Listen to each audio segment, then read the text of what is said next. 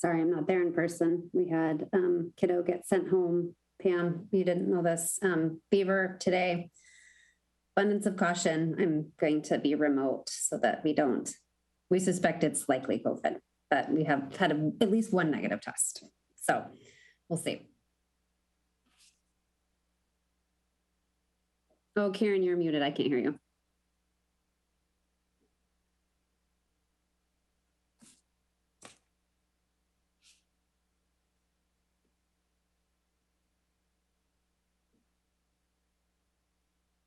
Okay, I've got 6:30. So I'm going to go ahead and call the City Council study session for Tuesday, May 10th, 2022 to order. Madam City Clerk, would you call the roll, please? Mayor Christy Malchow. Mayor Christy Malchow. Present. Okay. Deputy Mayor Kaylee Clark. Here. Councilmember Karen Moran. Councilmember Karen Howe. Here. Councilmember Amy Lamb. Here. Councilmember Kent Treen. Present. Councilmember Pamela Stewart. Here. Thank you. Madam City Clerk, we do have a quorum. Welcome, Councilmember Stewart. May I get you to do the Pledge of Allegiance for us, Councilmember Stewart?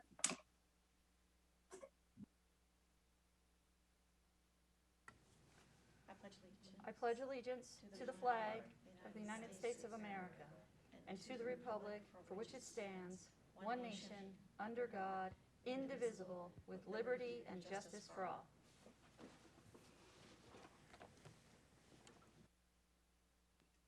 Thank you, Councilmember Stewart. I would entertain a motion for approval of the agenda. I move we approve the agenda. Seconded. Okay, it's been moved and seconded. Any discussion? Seeing none, all those in favor say aye. Aye. Aye. Opposed? By a vote of 6-0, the agenda is approved. Our first item is a work session related to SDC 21.03.050 and the 2021 King County Surface Water Design Manual and Sammamish Addendum. I'm going to turn this over to Audrey Starcy.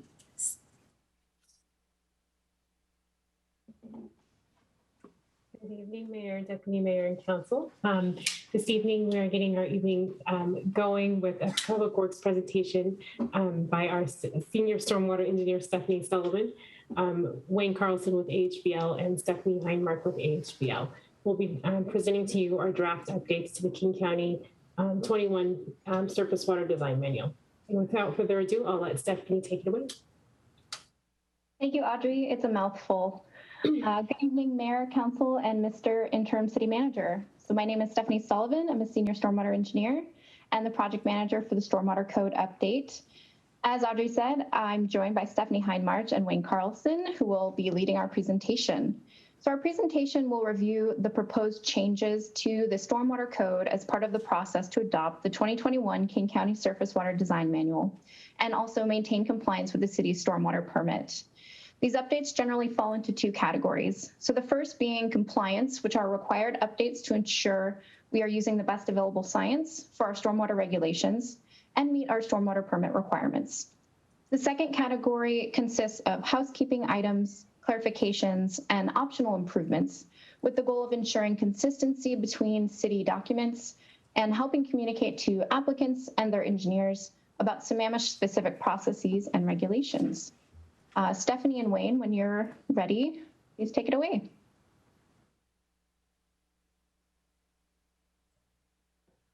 Great. Can everybody hear me? Okay, excellent. So this evening we will be talking about the draft stormwater code updates as well as the addendum to the city's manual. Next slide. So our agenda for our presentation here this evening will be to reintroduce you to the project team. I think we were at a briefing before the council several months ago. We'll review the project goals, provide an update on the process, discuss the proposed changes, the details of those changes, and then revisit the project schedule, identify next steps, and then obviously open it up for questions and answers from you. Next slide. So the project team, as Stephanie kind of introduced you to, would be Stephanie Sullivan, the senior engineer with the city, Brittany Port, Stephanie Heinmarch, and myself from AHBL, and Audrey Starcy, the city's Deputy Public Works Director. And so I'd like to begin with the project goals. The project goals include minor updates to the stormwater code. And so those include amendments and updates related to, as Stephanie indicated, adopting the 2021 manual. And the 2021 King County Surface Water Design Manual is something that that is really necessary to support ongoing consistency and compliance with the city's NPDES municipal stormwater permit. But one of the other things that the city has also done, and this is really bullet point 3, is the city has customized the 2021 King County Surface Water Design Manual for applicability within the city of Sammamish. So the city has its own critical drainage areas. It has, and we worked with you on this 5 years ago, during the last permit cycle, but has also made some customization to the design of stormwater ponds to make those more aesthetically pleasing. So there are the technical design of stormwater management facilities, and the sizing of those facilities is something that is stipulated in the King County Surface Water Design Manual. But the customization for Sammamish is something to respond to the city's own kind of local needs with respect to aesthetics, materials that the city might want to use for pipe or different products and the like. But all of this is, again, implementation of the municipal stormwater permit. So it's kind of a primer or just a reminder from what I mentioned last time, but maybe as much for the public as anybody else. The NPDES municipal stormwater permit is a permit related to the discharge of stormwater to receiving waters. So it deals with municipal runoff, from both public and private systems, and is intended its implementation of the Clean Water Act. So the reason we come back, when I say we, I'm talking about mostly city staff, but the reason we come back every 5 years is the Clean Water Act, kind of like the Clean Air Act, is a kind of a technology-based piece of legislation. And so the legal standard in the Clean Water Act is the maximum extent practicable. And so practices related to managing stormwater that may not have been considered practicable 5 years ago maybe are now. And so that's why ecology and also King County are kind of continually evolving or updating their manuals with the purpose of ever greater levels of water quality for water resources like Lake Sammamish. So that's kind of the background, and so these amendments are primarily intended to implement and remain consistent with and in compliance with the NPDES permit. And after this hurdle is overcome, the city will be back in another 5 years to do it again. And so I just kind of wanted to let you know kind of the routine and rhythm of this kind of exercise, because it's kind of an ongoing thing. Next slide. So as part of our project update, just kind of wanted to give you a kind of high level of what we've done, and then Stephanie is going to roll through the details. So we conducted a group discussion with city public works staff to find out what was working and what wasn't relative to the implementation. And that implementation tends to be something that is then, if there are challenges, with either the code or the addendum, we want to resolve those so that permitting is easy for applicants and also easy for city staff to review. Then what we did is we completed a gap or opportunity analysis between the 2021 King County Surface Water Design Manual and what is currently within the city's codes as well as its addendum. And we prepared draft code and addendum amendments, and then held a public hearing on March 31st to review those draft amendments with the public. And then, as you can see here, we had a variety of planning commission meetings, starting with a briefing in February, and then meetings on April 7th and April 21st. Next slide.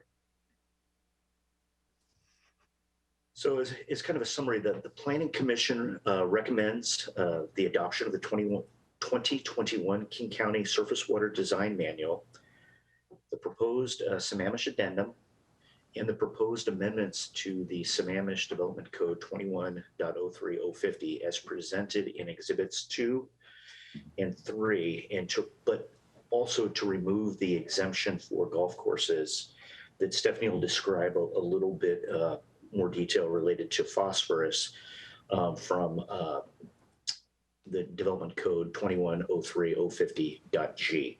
So that was kind of a late change after we learned a little bit more about state law regarding some of the issues with phosphorus and whether a golf course could be exempted from that.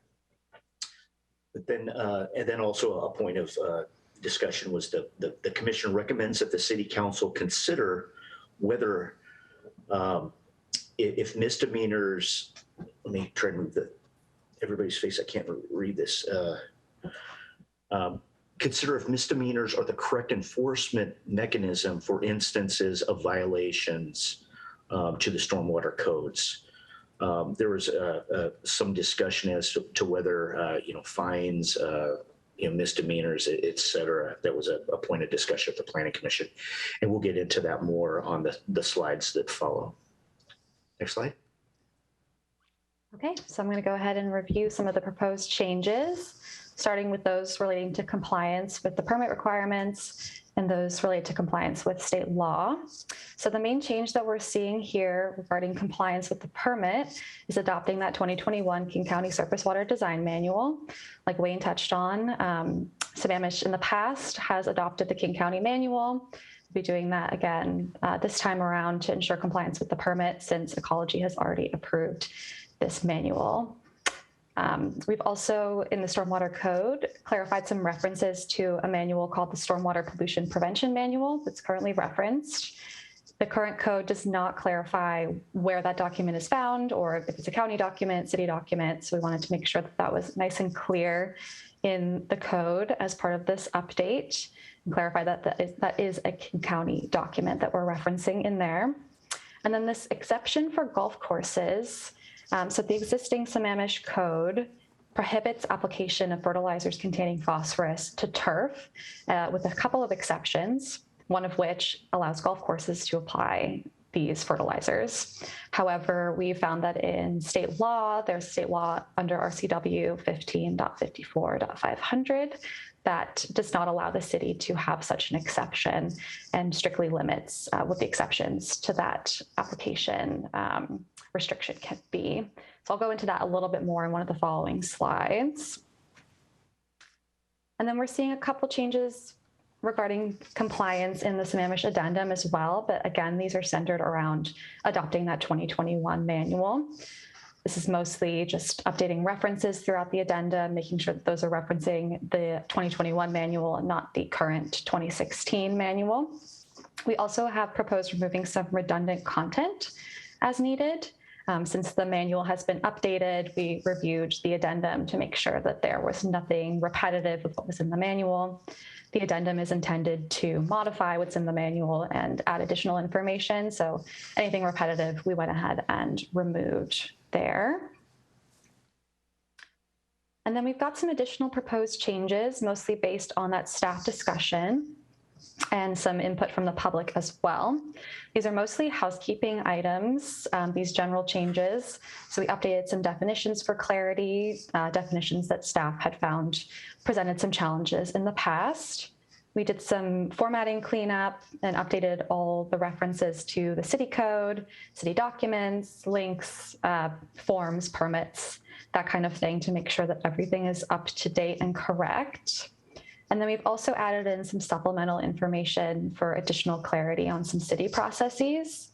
As Wayne touched on, the addendum is intended to add some Sammamish specific context to the manual. And so we've added in some supplemental information there, and I'll go into detail on some of those items in the following slides. So one item that we wanted to talk about a little more detail is that golf course exemption. So the current code, shown in italics on the slide, does not allow people to apply to turf a fertilizer containing the plant nutrient phosphorus, with a few exceptions, including when it's applied to a golf course consistent with golf course management practices.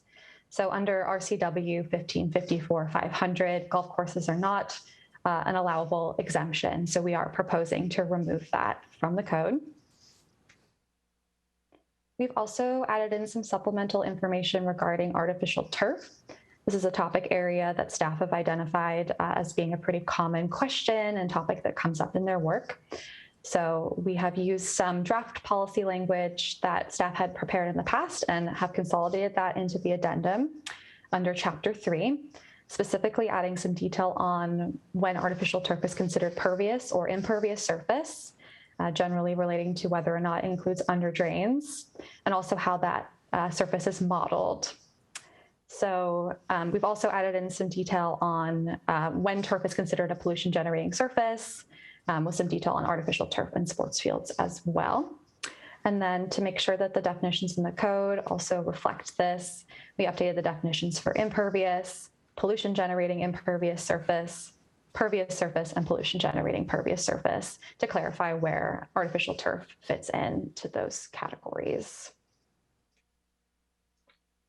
We've also proposed removing some text from addendum section 1.2.9 regarding credits for flow control BMPs.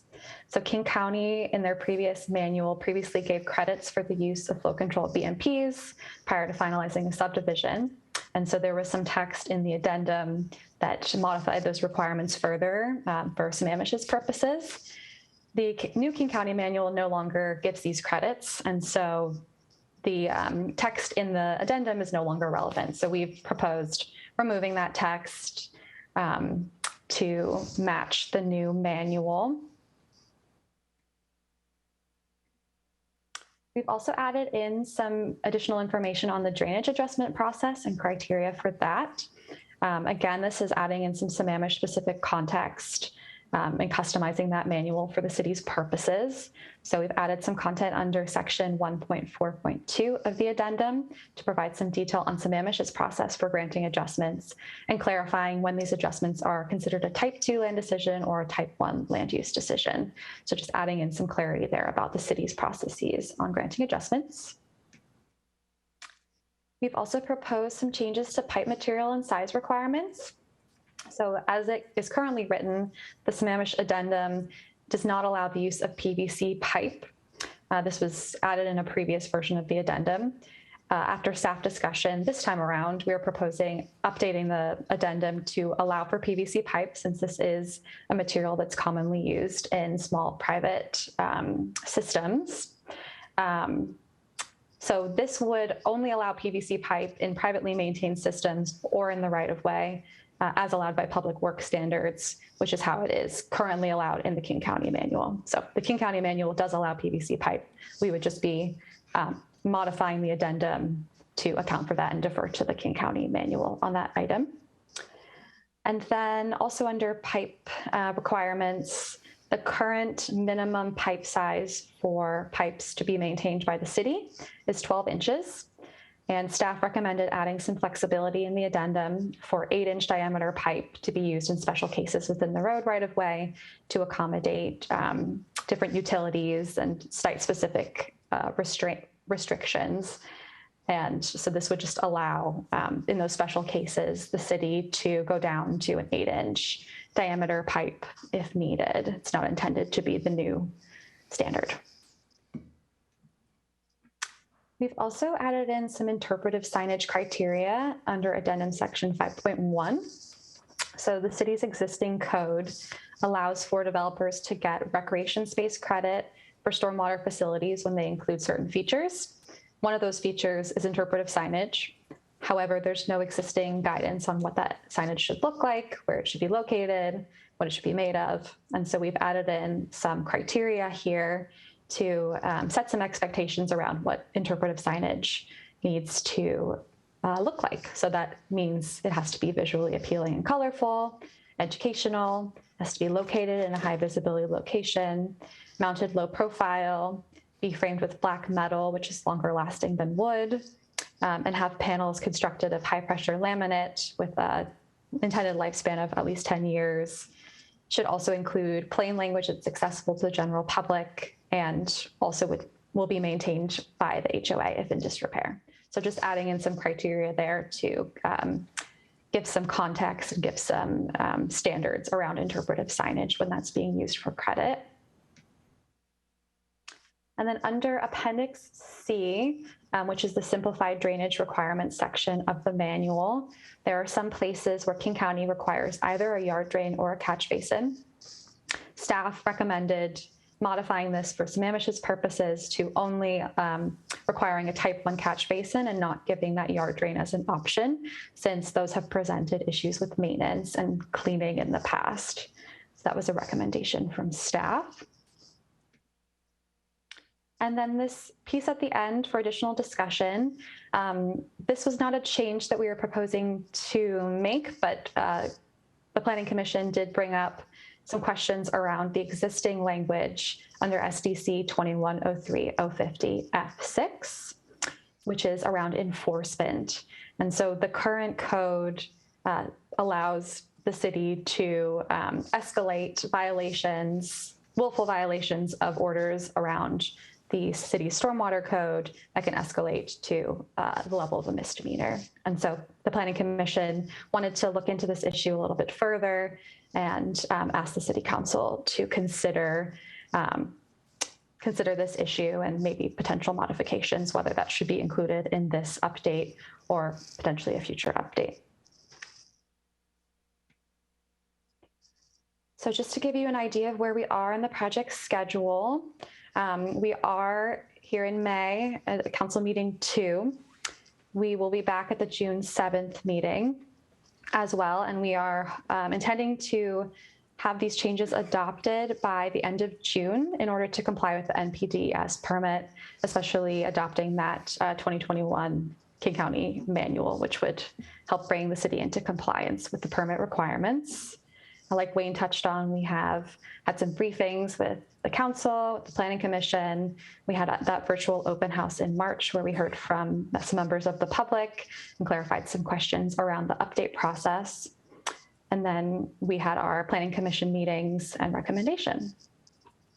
And then after adoption around the same time, we'll be working with staff on some training documents, updating materials and forms to make sure that those are accounted for in this update as well. So our next steps, we will be taking input from tonight's meeting and revising the code and addendum as needed based on council input. We'll be back at the June 7th City Council meeting. And like I touched on in the last slide, we are intending for this update to be adopted in June to comply with the permit requirements. And then we'll be updating those training documents and forms. And then with that, I will hand it back over for questions. Thank you. We've got several questions already. Councilmember Stewart. Yes, thank you. I apologize that I didn't have time to get these questions to you in advance. I'll just hit a couple and then I can email you the rest. My big ones are for the phosphorus exemptions. Is it possible for us to not allow any exemptions for phosphorus unless the soil is proved to be deficient? And then that way it would be, I think, kind of easier, a more straightforward that like you really just can't unless you have to type of thing. That might also allow us to send out a notification to companies that do lawn care to let them know that phosphorus is not allowed in Sammamish. I think the other two exemptions that were specifically called out were, one was if you have new sod or seed within a year, and it just makes it seem like that makes it really hard to enforce, like how do you know exactly when it was? And I forget, I'm sorry, I'm trying to get to the right page. It's kind of far back what the second exemption was, but I think there were two other exemptions for when you could use phosphorus.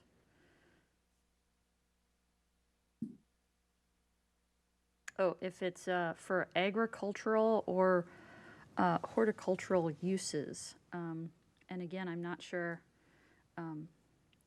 what that, like, can we define that more clearly? Because again, I just think about enforcement. If I plant a tomato plant in my backyard, can I call that agricultural purposes?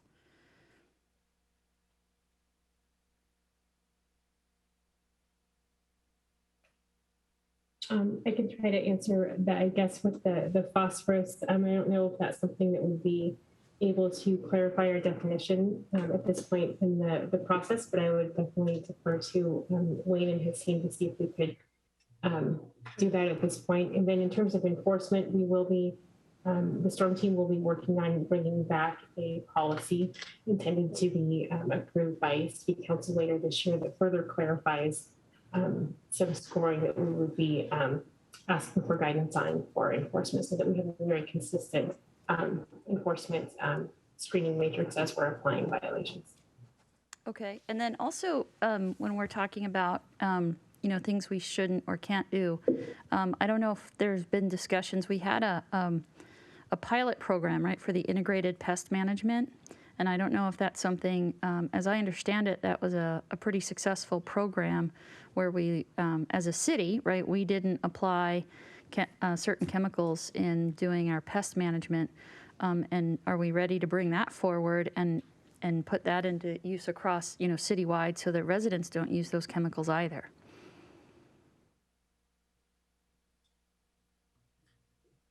That's great feedback. We'd have to probably look into the integrated, the pest management pilot program a little bit more and circle back on that. Okay, great. And then the other question is the PVC exception. I did a little research, and PVC pipes do leach chemicals and microplastics into the ground. So do we really need to allow a PVC exception, a PVC pipe exception?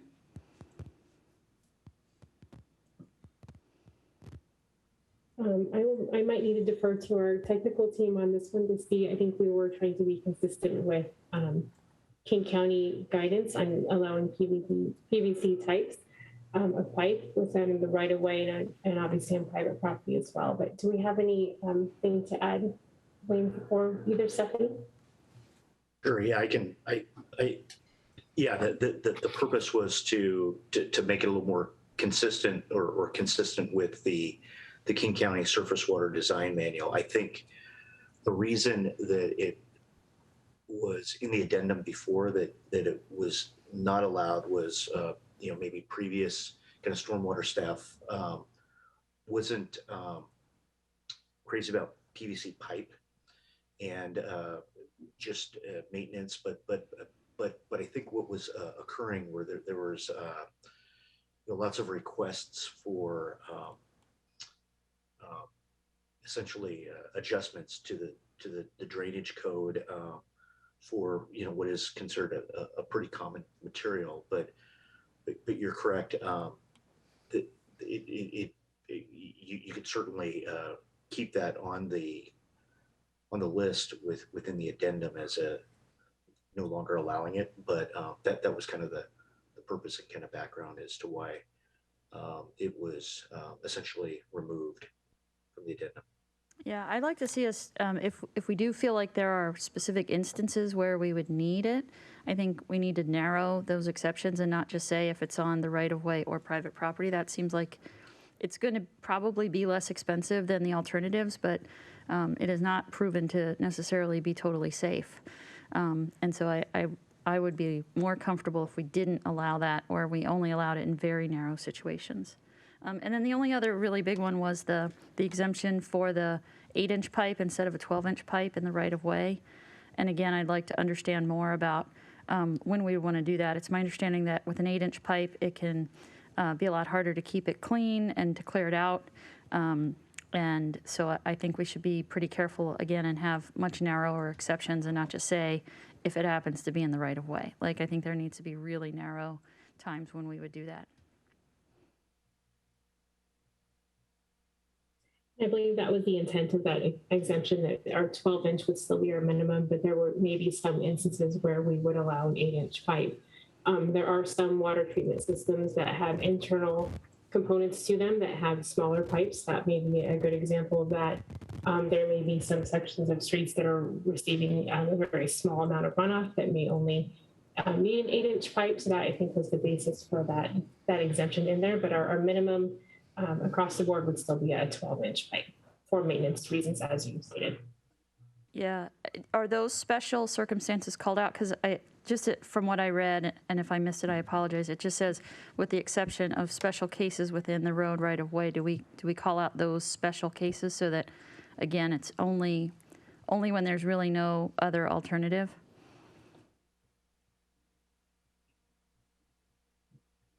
We can look at clarifying, I guess, Wade or Stephanie, if you have any thoughts on clarifying that a little bit further, Right. Or still allowing staff a little bit of leeway there to determine what special cases that may be applicable. Excellent. Thank you so much. I appreciate that. Thank you. Councilmember Lamb. Can you add some clarity around the misdemeanor when we're asked to consider what, like, is misdemeanor? Are we looking at making it more serious? Are we looking at fines? I'm not clear what the request is.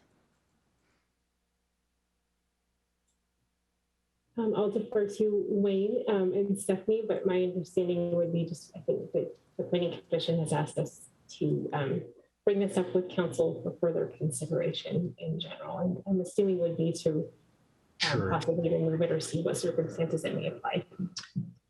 Yeah, so the Planning Commission, is kind of mixed on this, but the current code says any kind of willful violation, and so city staff indicated that they've never once charged anybody with a misdemeanor, and so it's a progressive thing. Typically, when there's a violation, they begin with education, explaining, to the contractor or homeowner, or whoever is violating the stormwater code, what you did and how they could kind of remedy the situation. And then, generally speaking, come back out and then they work with it successively. But the willful violation language that was within the code was when someone really kind of sticks their nose or thumb to the nose, or kind of getting mixed up on the idioms, but essentially telling the city, forget about it, and that it can rise to that level. My own experience is I've virtually I haven't heard of too many instances where people have been charged with criminal penalties. I've seen lots of fines. I get the subscription from the Department of Ecology and see where Ecology has fined folks, oftentimes businesses, for stormwater violations or violations of various NPDES permits or whatnot. But I think this particular section was related to that willful violation, and so I would guess it would potentially be even after say a fine didn't dissuade somebody. But as was pointed out to the Planning Commission, no one's been charged with a criminal penalty, a misdemeanor, in the city's history. So the city's been good in terms of the education and getting people to comply. But whether or not that that you desire to have something like that still in the code, I guess is a policy decision with respect to code enforcement. Okay, so it's pretty clear though, like if there's a violation, this is what would happen. Like first you'd get like education, et cetera. Yeah,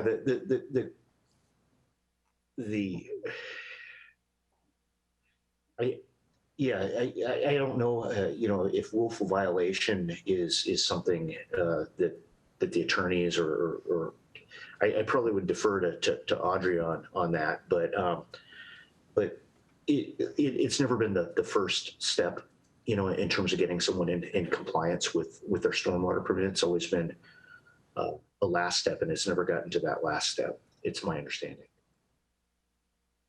I would say that's probably similar for most jurisdictions as well. It's, they don't want to be handing out misdemeanors for unless it's absolutely necessary. So we will be planning to bring back, like I said, a matrix for council's approval later on this year that further clarifies our enforcement policies related to stormwater. Okay, sounds good. This Thank would you. be an absolute last resort policy we want to educate first. Thank you. Councilmember Howe. Okay, thank you. First of all, I'm in love with the matrix and spreadsheets. I mean, oh, thank you. That's just brilliant. It's so easy to understand, and thank you for the hard work on this. I'm going to ask a question kind of around the same area in a way on the enforcement side, because I think I'd asked this question once before around stormwater, and I believe I'd asked, how often do we even have incidences that we need to follow up on? Because I think enforcement is problematic and would be very difficult. And I thought I remembered someone saying that there had been an incident, I think, with maybe a gas station or something like that. But what I also believe is that, well, my thought is that individuals or homeowners, residents, I mean, a fine sounds perfectly reasonable. If it's a business, they could have a larger impact. And so perhaps there's a fine differentiation based on if it's a business doing it. And I think that willful intent is extraordinarily difficult to prove, but with a business, it might be slightly easier. So those are just my thoughts around that, but I wanted to kind of dive back into this spreadsheet for a second. And on number 79, it's page 92, where we're talking about that it would be great we're talking about with easements here, fences have been a particular problem, added structures and trees to the graphic and so forth. But it's, again, harder, you remove trees because it was difficult to enforce. And that's kind of a bigger question. I mean, where else? Unfortunately, the trees is actually a really important component here. But any kind of enforcement is going to be rough. How is this currently enforced today? Is it effective? By this, I'm sorry, I mean just our stormwater codes as they are today.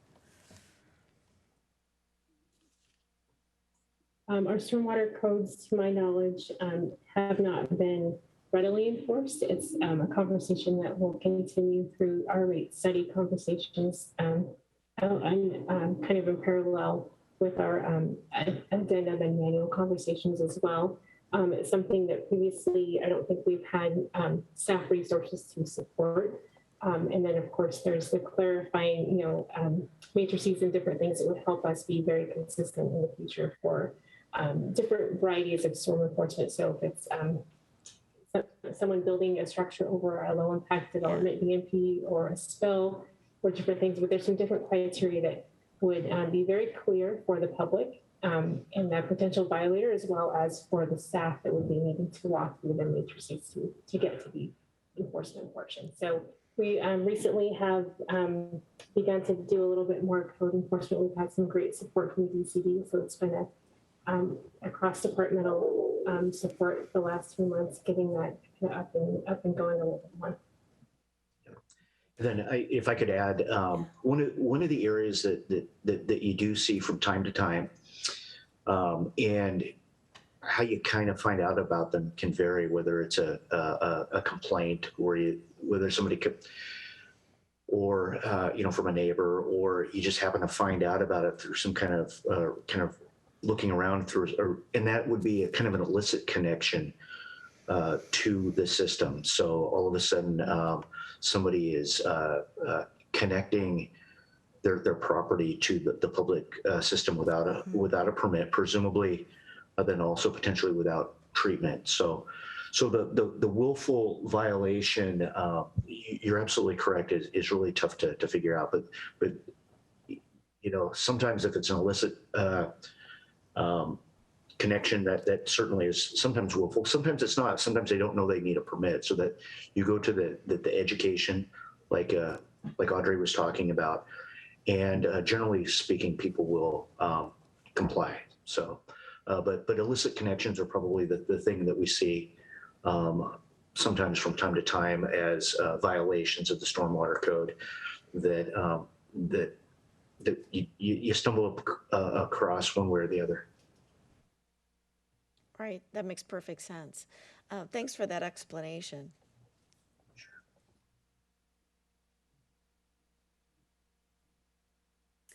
I don't see any more hands up, but I have a few questions myself. My first one, if any of staff were present at the Planning Commission meeting, it's noted in here that there was an abstention on the Planning Commission on their initial vote. And I'm curious, typically we only see abstentions if there is a conflict of interest. So I'm curious if the abstention was a conflict of interest and what was the conflict?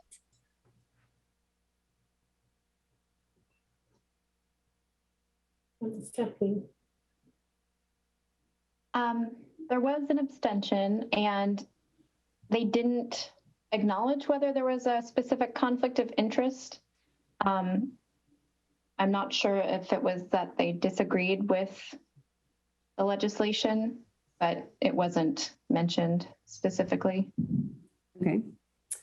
I do have other questions. I just need to go through here. Relative to the golf courses, I was curious if we engaged the 2 golf courses that are here in Sammamish and asked if they use phosphorus currently. Do we know? I do not know. Okay. Yeah.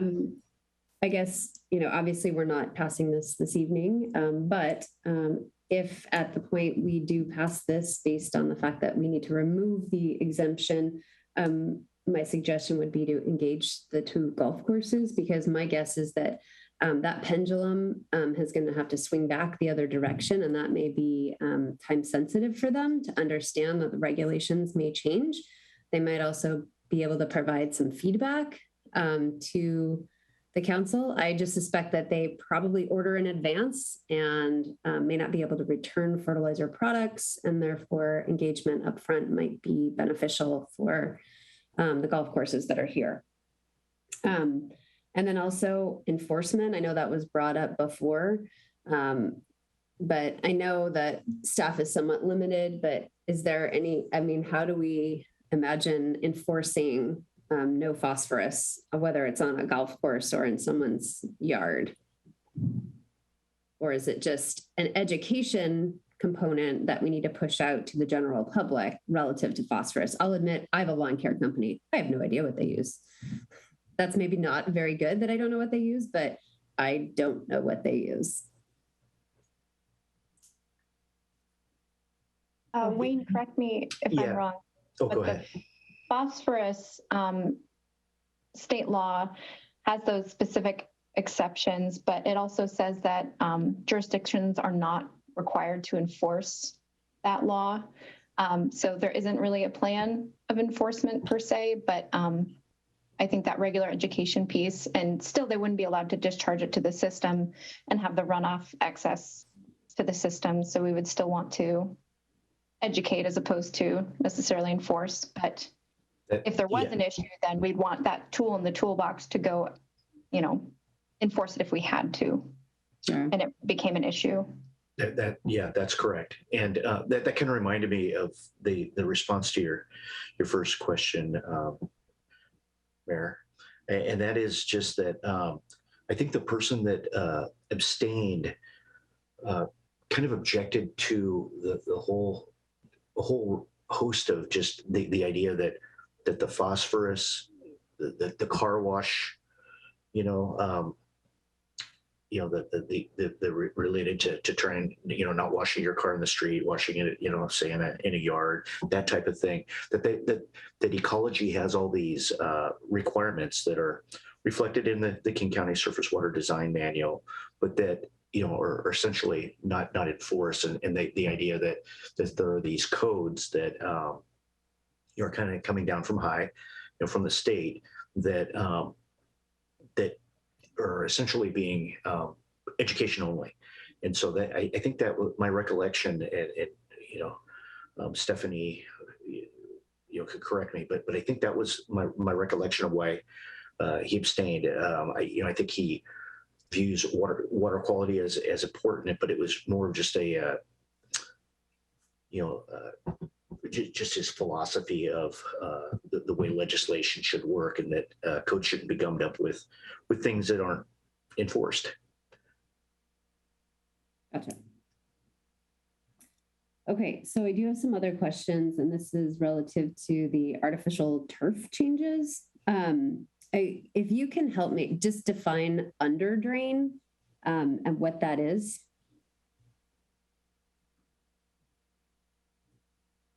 As it would be applied to turf. Sure. Yeah.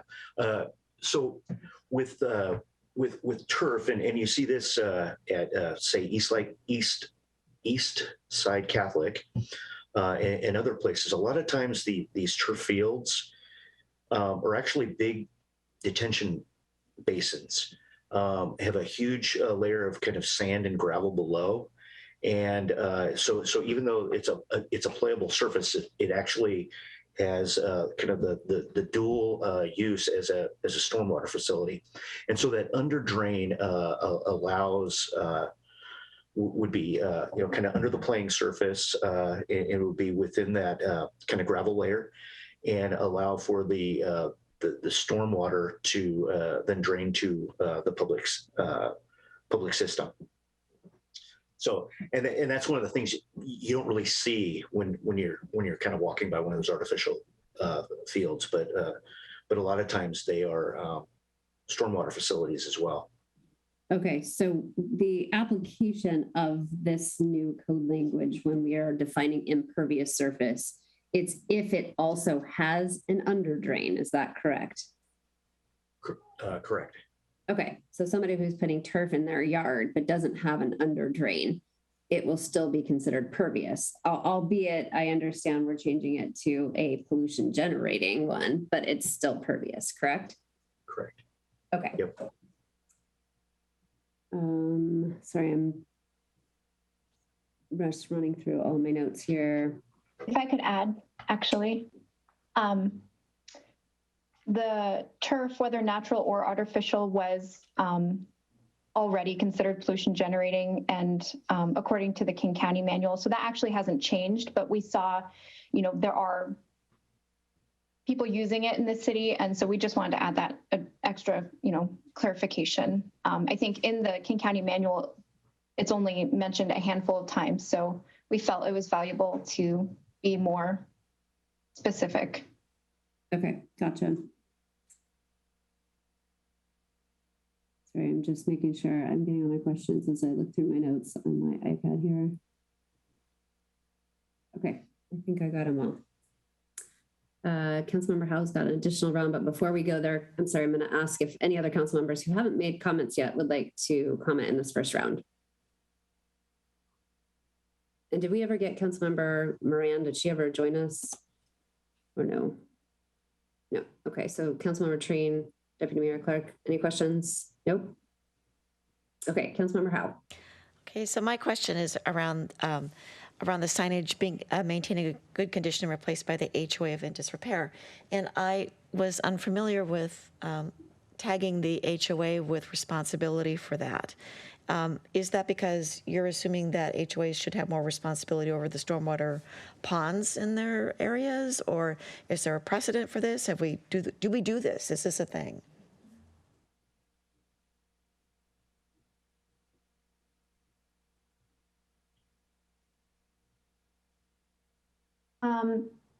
Residential ponds and like identification signage is usually, the responsibility of the city to maintain. This educational signage was actually originally part of credits for low impact development. And so when a developer proposed additional educational signage, they got those points essentially, which gave them some flexibility in their design and development. So that's kind of what originated this educational signage piece. And so it's kind of above and beyond typical drainage requirements and identification. So that's why additional features like this are often more required of the HOA as opposed to the city to maintain. How do we inform the HOAs that do they know that they're responsible? Yeah, so it would typically be part of the preliminary plat process where on their recorded plat, they would be assigned maintenance for specific features and facilities, like playgrounds, for instance, are another area where they're assigned maintenance. Well, I guess the reason why I'm asking is because I've been on the maintenance committee for my HOA for like 6 years, and I've never seen this pop up any time in any of our prior meetings, and I'm just wondering if this is another opportunity for just trying to see if there's ways to leverage our HOAs to get this type of information. The education out is just another drip methodology to try to get information out via the HOAs to our constituents that are in these different neighborhoods. So is that something that the communications department does? Who do you guys create the materials and then push it out? This would only apply to the newest of plats that are using low impact development practices. So it wouldn't be for subdivisions with existing ponds or whatnot. This was primarily intended to educate the homeowners so that they can appreciate what these essentially landscape-based drainage features are doing, so that they don't then go ahead and trash them. Right. And then also to educate them a little bit about the hydrologic cycle and other beneficial things, but also to let them know and be able to appreciate what might appear to the lay audience as just some ornamental landscaping that it's serving another function. Great. I know. I think it's great. It'd be lovely to see how retroactively that could be deployed across the other ponds in the older neighborhoods, but I'm really realizing that's an expense. So just trying to get some context there. Thank you so much. Yeah. Well, I can add on a little bit to Wayne's comment too, is we do inspect all of our LID BMPs every year. They are privately maintained. So that's a great outreach opportunity. And so that we do interact with HOAs that do have LID either maintained through the HOA or through individual property owners as well.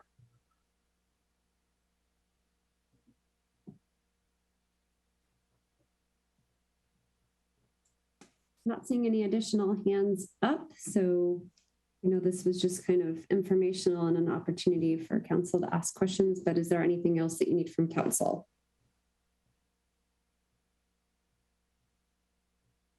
I don't think so. I think we're good, Audrey. This has been great. Thank you for the questions and the discussion this evening. Great, thank you all very much. Appreciate all the information. Thanks. Thanks. All right, council, we're going to move to our next item. This is an overview of the balanced land use and mobility analysis, also known as LUMA, for the comp plan and municipal code amendments. I am turning this over to David Pyle. Good evening, Mayor, members of the council. The next item on your agenda is a study session on possible changes to the city's comprehensive plan and municipal codes in response to the city council's interest in adding a volume over capacity, or V over C as it is also known, traffic measurement tool to the city's traffic management toolbox. As you are aware, following city council direction to study potential environmental impacts related to addition of this tool to the city's policies and codes, the final environmental impact statement, or FEIS, was issued on March 31st, 2022. Tonight, we will outline potential actions proposed under Alternative 4, which was selected by the City Council as the preferred alternative. To present on the topic and lead discussion with the Council, we have Lindsay Channing from the Department of Community Development and Doug McIntyre from the Public Works Department. I'll turn it over to Lindsay to start the presentation. Thank you. Thank you, David. Good evening, Mayor and Council. As you just heard in the intro, we are here to give you an update on the LUMA activity, the Spanish Balanced Land Use and Mobility Analysis, and we're also looking for your concurrence this evening. Next slide, please.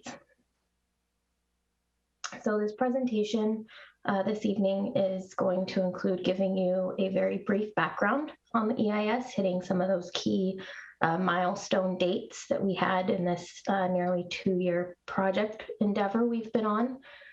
We also will briefly touch on the resolution passed in December regarding Council's choosing of Alternative 4, what the final EIS studied, and then wrap it up with what our plan is to implement the preferred alternative. And again, as a reminder, what we're looking for from Council this evening is just concurrence on our plan to move forward. Next slide, please. So this brief background starts with the most recent and goes to the oldest. So it's a little different for brains out there. I know it was for mine, but it seemed, let's hit the most recent first. So as Director David Pyle mentioned, the final LUMA EIS was issued on March 31st of 2022. This did complete the environmental review process for the proposal.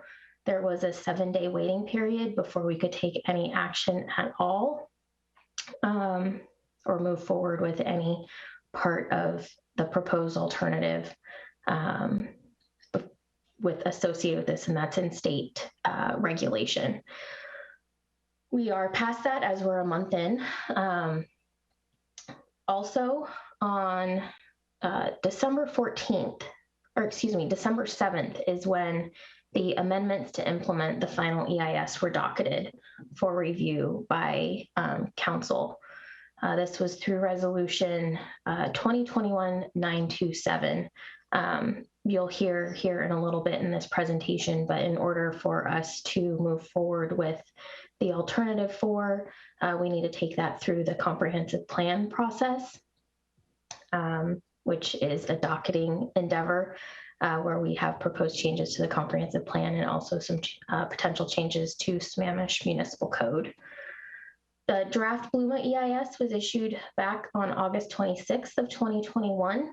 There was a 30-day comment period associated with that, and numerous public comments were received at that point in time. And then this effort officially commenced on July 7th of 2020, where staff issued a SEPA determination of significance and a environmental impact statement, or EIS, scoping notice at the same time. Next slide, please.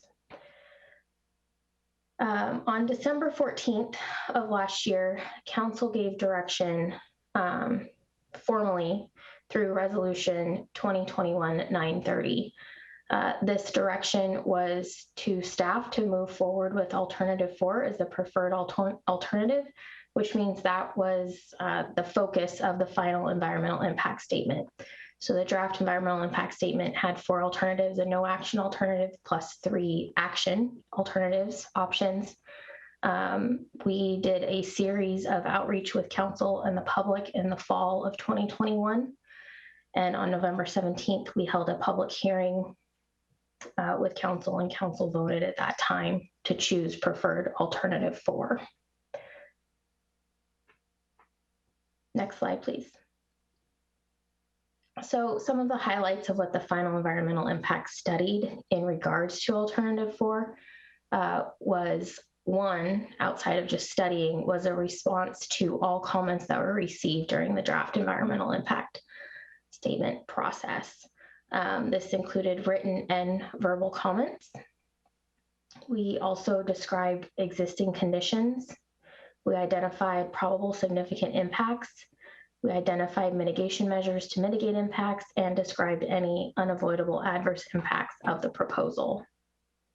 At this point, I'm going to turn the presentation over to Doug McIntyre, where he'll get into a little bit more detail around our plan to move forward in Alternative 4.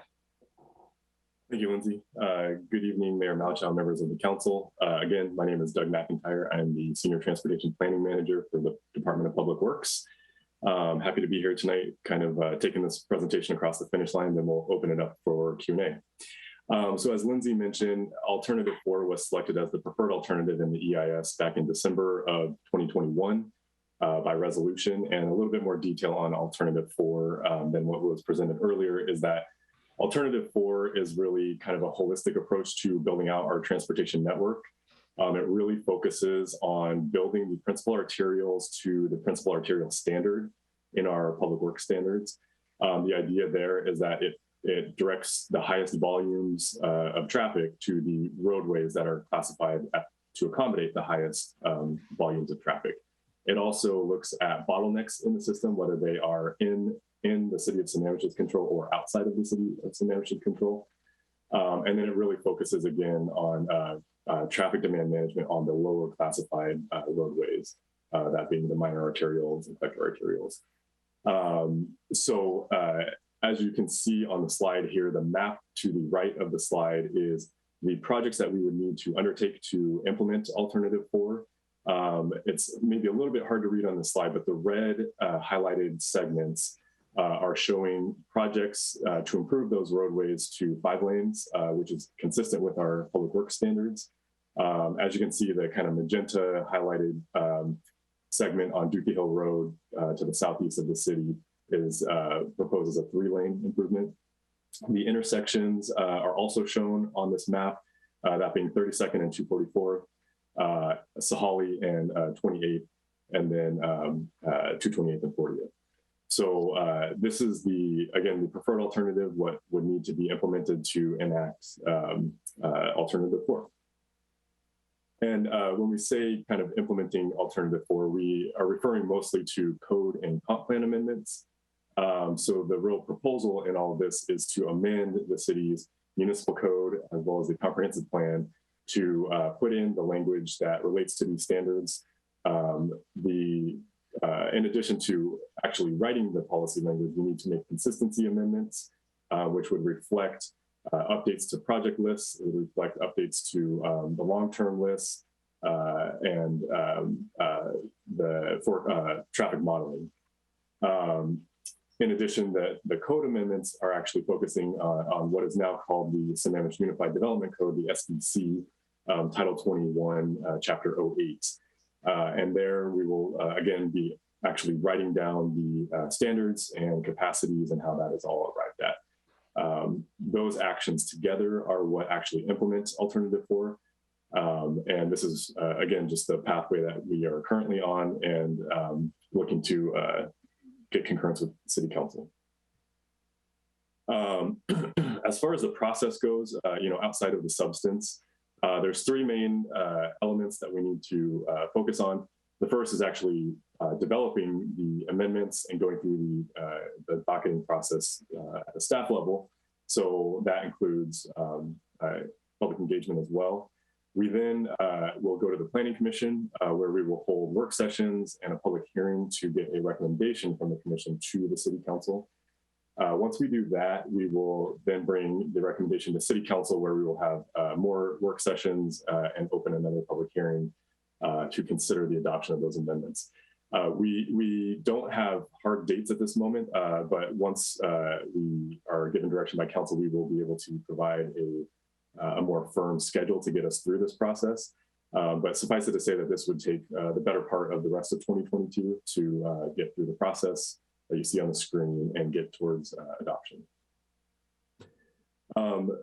One thing we wanted to mention, and this kind of ties into the presentation I'll be giving after this one, there is a really important point here that we want to make, which is that there's a connection directly from the policy and code amendments that Council will consider for LUMA and the 2023-2028 Transportation Capital Improvement Plan.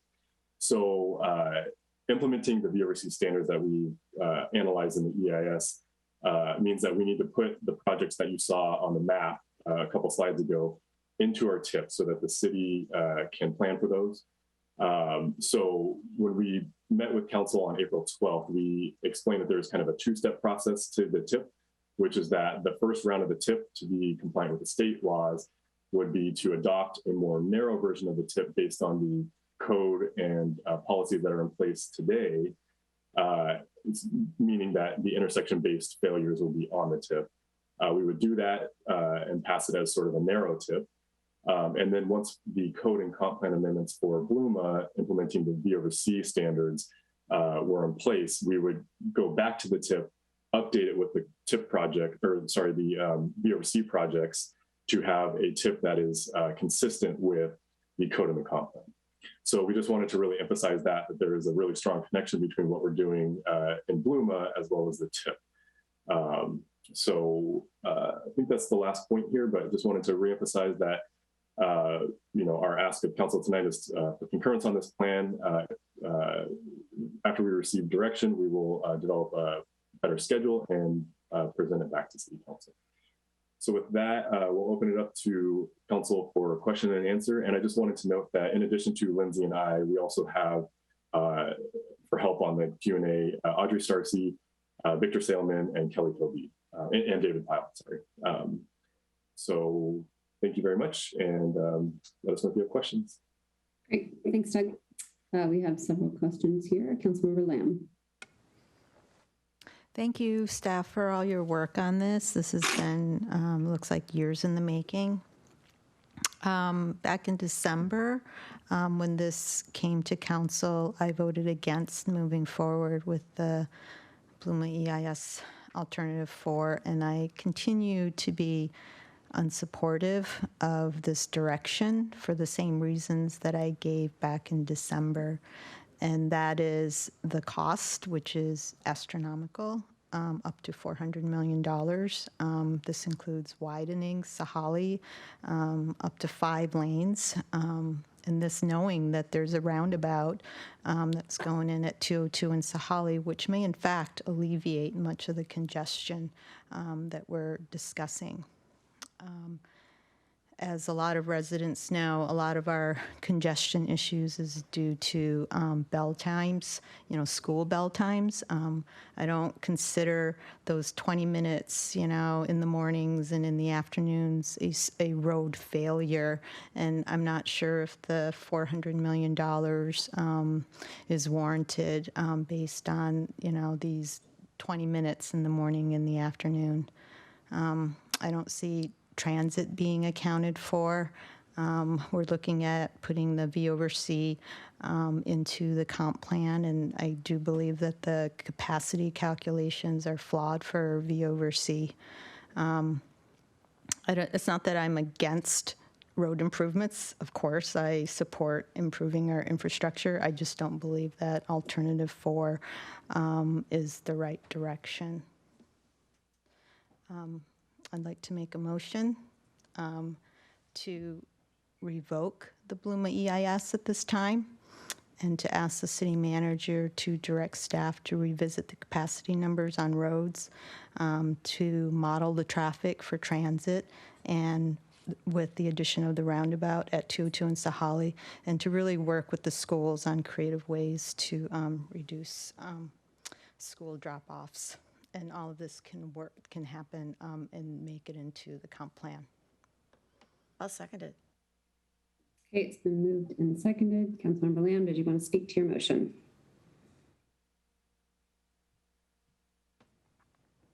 Okay, Councilmember Howell. I'll speak briefly to this. I think that the process that staff has outlined is a perfectly great process. It's a timing issue. As far as trying to shove this through now, when I believe it's kind of the cart before the horse. So in terms of all the work that's been done, I don't want to negate that, because I actually think that we'll be able to pick it up and do it at the appropriate time, which is later down this process. Once the most current traffic data is in our hands, we have totally accommodated all the school start times, as Amy mentioned, and that the roundabout is totally accommodated. The other piece of this too is that I seem to remember that this was an idea that we could potentially get some funding, because we're going for such an aggressive target. But I haven't heard any mention of exactly where we are in that process. So I'm concerned that we could be starting on a path that is unsustainable and unsupportable. Thank you. Councilmember Stewart. Yeah, thank you, Councilmember Lamb and Councilmember Howell. I share your concerns. The discussion last year included ensuring that we could update our traffic model to account for transit, which we don't have a plan to do yet, and I think that really needs to be in place before we implement anything. There was also a motion passed by the council to look into if we could purchase some additional transit, and I don't believe that any of that information has come back, at least not to the public, and we really need to understand that because the modeling that was done here does not account for light rail opening up at Marymore. It also does not account for the intersection improvements that are going in at East Lake Sammamish Parkway and 202, which is another one of the choke points. So I appreciate the let's hold off on this. I also don't believe that this VOC and the LUMA EIS support our current comp plan, and I believe that that could put us into another quagmire where we are not supporting our own comprehensive plan. So I think the most appropriate action here is to make sure that as we're doing our 2024 comprehensive plan update, that we roll whatever pertinent information belongs into that comp plan update, and whatever doesn't apply, then we can leave that out. But I think that doing a comp plan update like this, of this magnitude, when we're in the midst of a massive update for 2024, does not make any sense. So thank you very much. Okay, I will make a few comments. I am not supportive of this motion. There was a lot in it, for one. That was to revoke the LUMA EIS, revisit the capacity numbers, add in transit, work with the schools, and accommodate the roundabout at 202. That's a lot of stuff and a lot of asks of staff, and this is not on our work plan. To revisit this whole thing. First, I want to make the comment that prior to what went through the Growth Hearings Board, Sammamish always had a V over C, as well as level of service at intersections. The V over C that we had was flawed, and it was flawed because we gave capacity to vehicles in places where vehicles couldn't drive. We gave 580 cars a pass on our roadway for every foot we had. If you multiply that by the 12 feet that we had down on East Lake Sammamish Parkway, sidewalks, shoulders, that V over C was put in place to allow East Lake Sammamish Parkway to pass concurrency. The problem is that we had this artificial capacity that didn't ever really exist, and we were allowed to build out our city with this artificial capacity. Council recognized that there was an issue with it and looked to alter that capacity. And I'm not trying to rehash old conversations, but I think considering the number of new council members sitting on the dais, it is important to realize that the V over C was not negated through the Growth Hearings Board. It was how it was implemented that was the issue with the Growth Hearings Board. I should point out as well that this is a docket item, which means we're going to tackle this later. We're not tackling it right now. To answer Councilmember Stewart's question relative to the transit question, I recently asked that question because we have not been given any feedback. And I think that there was information forthcoming. I think maybe our city manager might be able to speak to that. I know conversations have been had. Council has not been updated yet because I'm not sure that they had anything conclusive to give to us at this juncture. But if Sammamish is going to hit our growth target, to which we spent a lot of time and energy to come to some kind of consensus, I think it was last week or 2 weeks ago, we're going to have to put in some infrastructure. We're not going to be able to support it. So I am definitely opposed to this. So Councilmember Treen.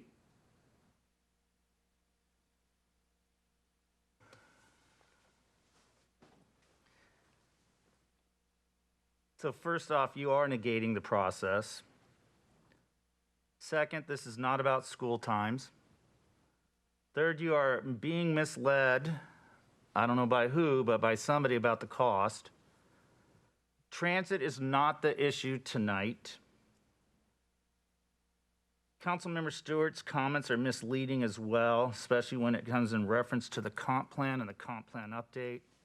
Don't know where she's getting her information from, but maybe since we disagree on that, we could discuss that later. And the other comment I had, or I had a question before so I have to be careful here because I'm talking to the motion on the floor. But it would be also polite if this current council would also give us the privilege to ask questions of staff before motions are made. But maybe Ms. Lamb and I could talk about that, Councilmember Lamb and I could talk about that later. I did have a few questions for staff about the costs and the 5-lane comment that was made, but I don't want to get point of ordered here, so I will not be supporting the motion. Thank you. Before we go through a round two, just want to make sure anyone that hasn't made comment has the opportunity. Okay. And then we've got our hands down, so we don't have any more hands. So, Councilmember Stewart. Sorry, I was just being polite to make sure others could go. I just, again, I want to echo both Councilmember Lamb and I think Councilmember Howell also mentioned it, was that being supportive of infrastructure does not necessarily mean we need to be supportive of this alternative 4. So I think we're all supportive of making sure we build infrastructure, but it should be the right infrastructure. And I agree completely that we must get the capacity number calculated correctly. And we know that this capacity number is not calculated correctly for Sahali Way. And it's really important that we get it right. Putting in a plan that the only way to solve problems is to lay down more lane miles is like the worst thing we can do for the environment, and probably also the least cost effective. So I do appreciate let's put this on pause and make sure we get it correct. Thank you. I don't see any more hands up. So with that, Councilmember Lamb, I'm going to have to ask you to reread your motion. I was trying to feverishly scribble everything down, but there was a lot there, and I'm not sure I've captured everything.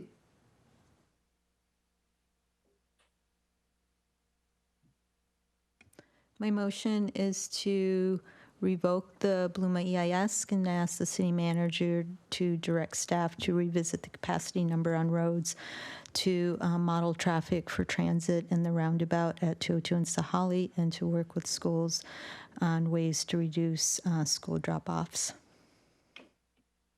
Thank you. All right, with no more discussion, all those in favor say aye. Aye. Aye. Opposed? Nay. Okay, I think that was a 4-2, and we still do not have Councilmember Moran on. Okay, so motion passes 4-2. Kent. Councilmember Train. You know if Karen Moran Pardon? okay? Councilmember Howe? She's probably really sick. I think Councilmember Train had a really good point, though, about getting his questions answered, and I would appreciate the opportunity to get questions answered. Can we still do that, please? I guess I'm going to turn this back to staff and ask questions. If we've revoked the entire LUMA EIS with the motion that just passed, is it even relevant to ask questions about it? I don't know his question, so I wanted him. Well, I don't either, but I'm asking staff. I just want to make sure that we're mindful of staff and their time here if we've revoked the LUMA EIS. So if someone can just. Thank you, Madam Mayor. I think we're happy to respond to questions. I think if there's clarifications that the team can provide in regards to what is the EIS and are there components of the EIS that are still useful, I think that might be at least a starting point. And I'm looking at Doug because I know that I think he has probably an answer to that that might be helpful, at least to clarify. So, Doug, if you would. Yeah, thank you, Scott. So in regard to Scott's comment, yes, there are elements of the EIS that are very much still applicable, especially going toward the 2024 comp plan update. One of the things that is important to keep in mind is that alternative one is the no action alternative, which is effectively the revoking the BOC process that we're going through. And alternative one does still require some comprehensive plan amendments because there are existing conflicts in the comp plan. Just for years they've been in there. They exist between the capital facilities plan and the transportation element. So we do need to clean up some of that. And it might make sense to incorporate that into the 2024 comprehensive plan update. But we do need to focus on some cleanup. So the EIS will be helpful in that regard as well. And to the point about the transit discussion, we have had conversations with Metro. We've had 3 of them. We are trying to put that into a memo. It's been hard trying to get things squared away, but we do plan on getting that into a memo and sharing that with council just as an update on status. And that includes the idea of buying service. So we were able to gather some information on that, but are still working on putting the memo together. So we apologize for the delay, but it is something that is definitely still on our radar. And we have heard council on that one. So definitely plan to close the loop on that. Scott, does that help? I'll turn back over to the mayor and ask the same question. Mayor, is that helpful? No, it actually gives me more questions. So I guess my confusion is the motion that was passed was a revocation of the entire EIS. So if we've revoked the entire LUMA EIS, how can we talk about it on the docket for the comp plan and anything that was tethered to it? Unless another motion is made to take the pieces that you just mentioned and put them back in. I guess that's where my confusion is. I'm just looking for clarification there. Yeah, I can take a stab at that. And I don't know if our attorney, Carrie Sand, is on the call. She might be able to help. Okay, yeah. So we might need to provide some follow-up. But the way that I took the motion was, I guess the way revocation of the EIS sounds to me is not implementing the proposal. And the proposal was alternative 4. The bookends of the EIS are effectively alternative 1, which is a no action alternative, excuse me, and alternative 4, which is the what we described in the presentation. And revoking it, I take that as not doing anything, so no action, which would be in line with the alternative 1. If that is a misinterpretation, I am definitely open to clarification. So, but that's the way as staff that I take it, that it is a no action on the proposal. Okay, and maybe if I can just ask Councilmember Lamb if that accurately describes what you meant by revocation of the LUMA EIS, Yes. just so that staff is, okay, thank you. Now at least we're all on the same page. Appreciate that. Thank you. Thank you. Okay, Councilmember Stewart. Yeah, when you talk about docket items, are you talking about docket items for this year, or are we just talking about for the 2024 comp plan update? Doug, sorry. That was directed to you, sorry. Yeah, sorry. No worries. I apologize. Are you referring to the alternative 1 that I mentioned? Yeah. Yeah. So the docketed item for work implementing the EIS was for the proposal. So I think we need to go back as staff and understand what that means, and we might need to check in internally with leadership and possibly legal advice as well. But assuming the scenario where the docketed item from December 7th of 2021 still applies to what we would consider the alternative 1, consistency amendments that I mentioned, I think we could proceed on that, but that is probably a conversation we need to have to clarify. Okay. Yeah. And I would like to get further clarification, because to me, revocation of the LUMA EIS means that it should be pulled down from publication, because The other challenge that I had with that was that there was a public hearing that was held, and the draft LUMA EIS came before council. There was a lot of input given both from the public and the council, and the final version never came back to council or to the public. It was just published. And I don't think that that's an appropriate process. Something of that magnitude with that much input always comes back through council and public process before being published. So I know that there were folks in the community that don't feel like their comments were addressed, and I think we should get that taken care of before we publish any documentation. Thank you. Is it okay to? Please go ahead. Okay, yeah. The final EIS does respond to all questions and comments received during the draft EIS process, and we can I can share that offline if that helps. We can point people to the every single comment was responded to in detail in some cases. So I can point folks to that if that's helpful.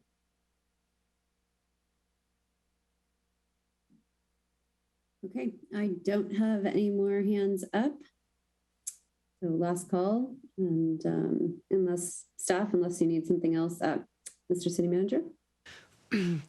Thank you, Mayor. I just want to clarify a little bit. We've been given some direction to go back and do some work, but I think the question is, we might need to come back to you for a little more direction to say, we can go back and do the work, but then what do we want to do with it from there? The EIS has been revoked, so we don't have a working document to really work from. So now, in essence, the extra work that we might do is, I won't say it's in a vacuum, but it's not tethered to anything. So I think we have we didn't need to go back and do a little bit of thinking on our end, try to figure out how we might bring that effort forward for you all to then give us a path forward beyond that, because I think right now it's a little bit disjointed, and I understand the policy goal, but we have a practical reality of how do we move it forward. So ask for council's patience on this one while we go back and sort of regroup and figure out some proposal to bring to you to say, here's how we might bring it forward and what that might mean. And Doug, if you want to expand on that, I'm trying to channel you just a little bit, but I want to make sure that we're not have an expectation of doing something that we actually can't or don't have direction to do. Yeah, Scott, I think that's a good approach. I think we need to gather internally and probably talk to Carrie Sand as well, just to make sure we're doing things appropriately, and then develop a schedule to come back to council. I think that feels like a good next step. If everyone's okay with that.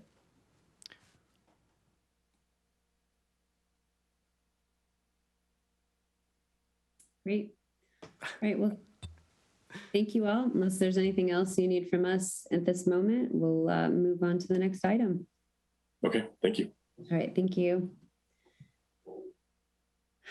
Council, the next item is resolution adopting project prioritization method for the 2023-2028 Transportation Capital Improvement Plan.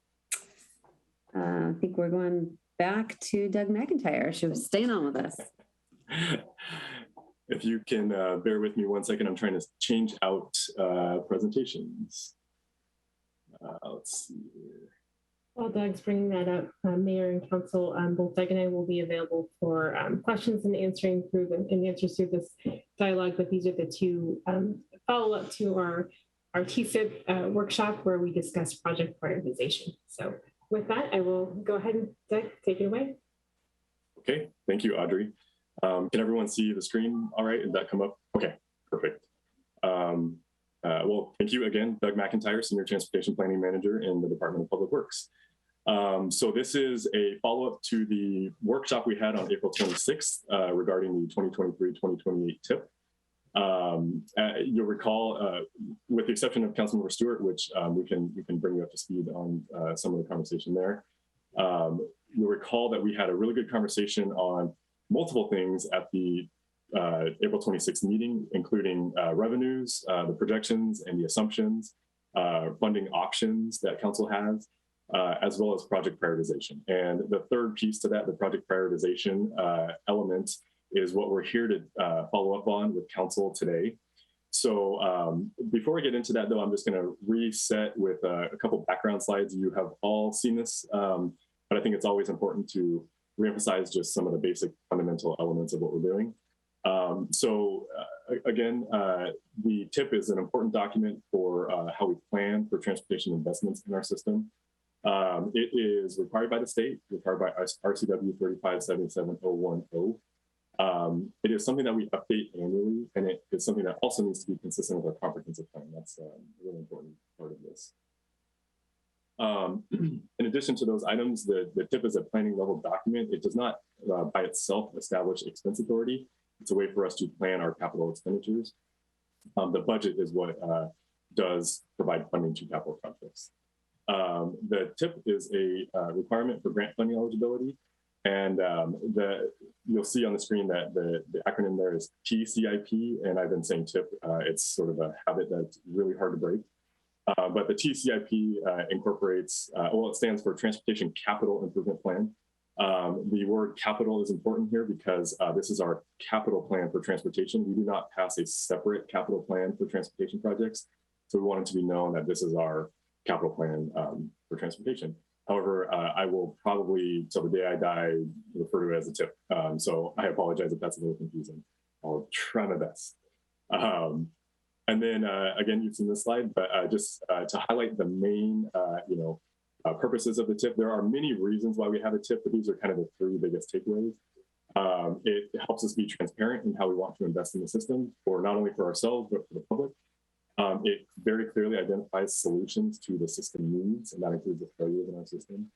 And then it outlines just timeframes for how we plan to implement projects. So I think those are kind of the three, like if somebody were to say, what's the three most important reasons why you have a TIP, that is on the slide there. So again, I referenced this at the beginning of the presentation, but project prioritization was one of the three focuses on the workshop on the 26th. And we came to council with a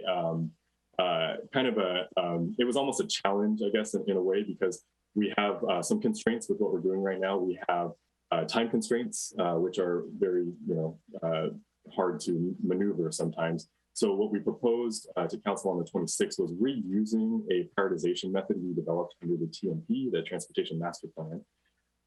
The reason for that was we thought that there was a lot of merit to it. It was developed over the course of quite a long time, including a lot of community input.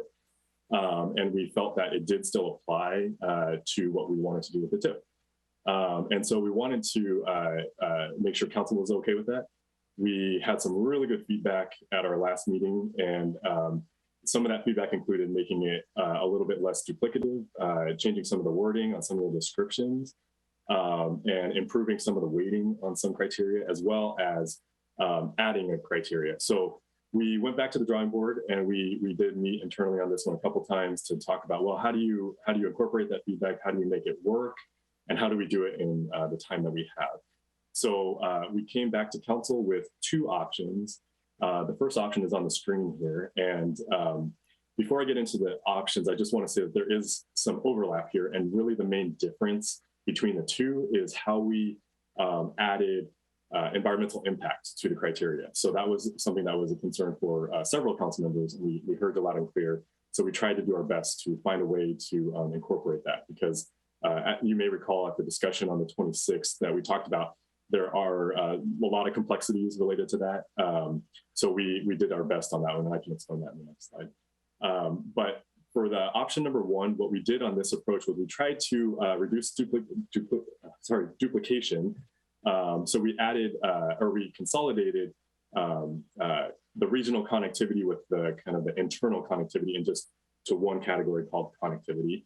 And we called it out separately, stating that it was for regional as well as internal connections. And then more clearly calling out the non-motorized piece there, because that does include, complete streets and trails and bike lanes and that kind of thing that we want to be connected. We also reduced some of the wordiness. So I think community character, there was a kind of a lightning rod terminology on there, which was welcoming.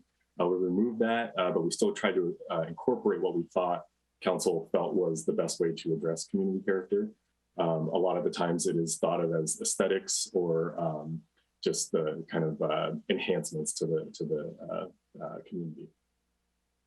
We also added evacuation routes much more clearly to safety. That did come up several times with council, so we wanted to make sure we incorporated that. And then I alluded to this earlier, but fiscal responsibility, we heard you loud and clear on that one in the sense that that was a really important point for council. We wanted to give it extra weight. It was previously weighted at 1.5 times, and we doubled that to 3x. So it is now 3x, which means that it is the highest priority in the criteria. On the screen, you'll also see the box on the lower right, which is just a little bit more clearly stating how we're scoring things. And it's meant to be really simple because that's the easiest way to create a prioritization methodology. So if something meets the criteria, it gets 20 points, and that's just, it simply meets it, doesn't go above and beyond, but it does meet the criteria. If it does not meet the criteria, it gets 0. If it meets the criteria and exceeds that criteria, then it gets 30 points. And the reason for that point spread is that it helps us really clearly understand priorities of projects in relation to one another. The spread becomes a lot clearer. What happens a lot of times when you're prioritizing projects is that you get a clumping that happens, and when projects clump together, it's really hard to draw the line. So we're trying really hard to break them apart and make it really clear how priorities are going to be assigned to the projects. And then before we open it up for question and answer, I'll just go over option 2 in more detail. The first 6 criteria there are the same. I won't go over those again. The same exact edits were made on 1 and 2 for those criteria. You'll notice at the bottom, we have the new criteria for environmental impact. What we did here, we, again, given the time constraints that are challenging on this, we tried to find something that was already in use. And as public servants, we like to borrow because a lot of times that's just the easiest way to do things. And if something is working for some, another jurisdiction, chances are it might work for us. In this case, what we did was we looked at PSRC, and PSRC has, it's actually front of mind because we're participating in this process right now, but they're currently running a grant funding application review. And in this case, it's for federal FHWA funds. And in that grant application criteria, they call out specifically climate change criteria. And so we're proposing to borrow that and modify it. We have to modify it because there's elements of their criteria that actually don't apply. So like conversion of diesel vehicles to cleaner fuels is something that they have in their criteria, which does not apply to the tip. And it also has criteria for traffic demand management, which is, it's related to transportation projects, but not in this sense of the term. So we removed those criteria and focused it in on inducing, I'm sorry, I just clicked on a button and can you see the screen still? Is that, okay, I apologize. Oh my God, now I got subtitles. Are you guys seeing subtitles there? Oh, wow. You're just being very accessible, Doug. It's all good. I am so sorry. Okay. That is going to distract me.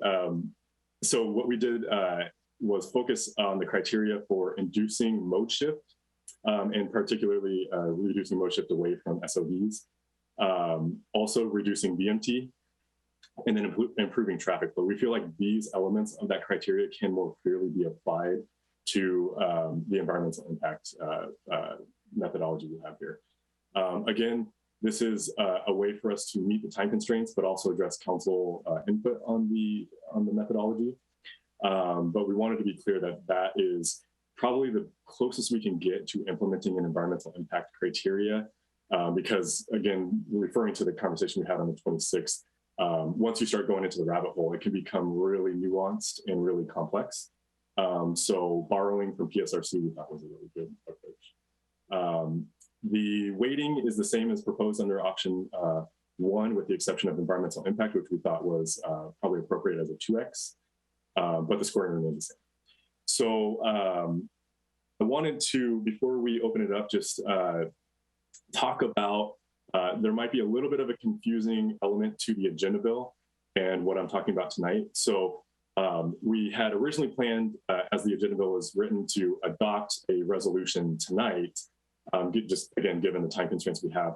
But there is a recognition that this is a study session. Council can't take formal action at a study session. So if council does want to adopt one of these two options, we would want to get direction on that tonight so that we can put it on the consent agenda for May 17th for council approval formally through the right processes. So you will see it, again, if council wants to choose one of the two, you will see that on the consent agenda for next week's council meeting.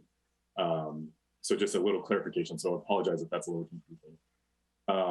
And then I'll just leave you with our next steps. So after tonight, we will have a workshop on the 24th. And that will be when council can kind of see the project list and see really a draft tip that incorporates all the input we've had to date and better revenue assumptions, just things that we're continuing to improve upon.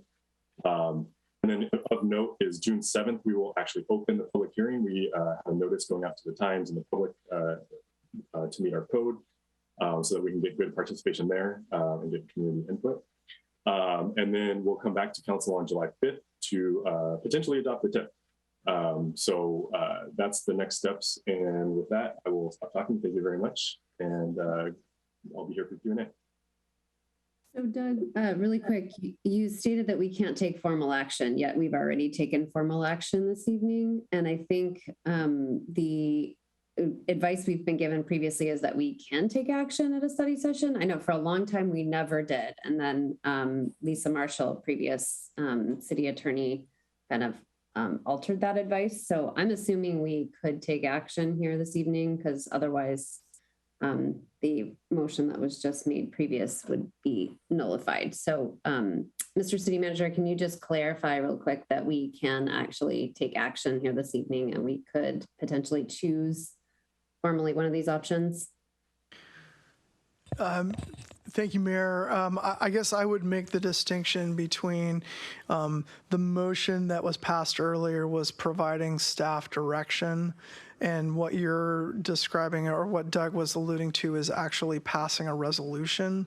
And so I would posit that the resolution needs to happen during the regular business meeting and that the motion to change policy direction is okay for a study session. I might be running afoul of the city attorney if she were here, but I think that's the distinction that I would make, is that a resolution is a much more formal action than giving policy direction to staff, which is kind of what the study sessions are designed for. Indeed. Okay, very good. Just wanted to get clarification that we couldn't take action on this item. Okay, so we have several questions. Deputy Mayor Clerk.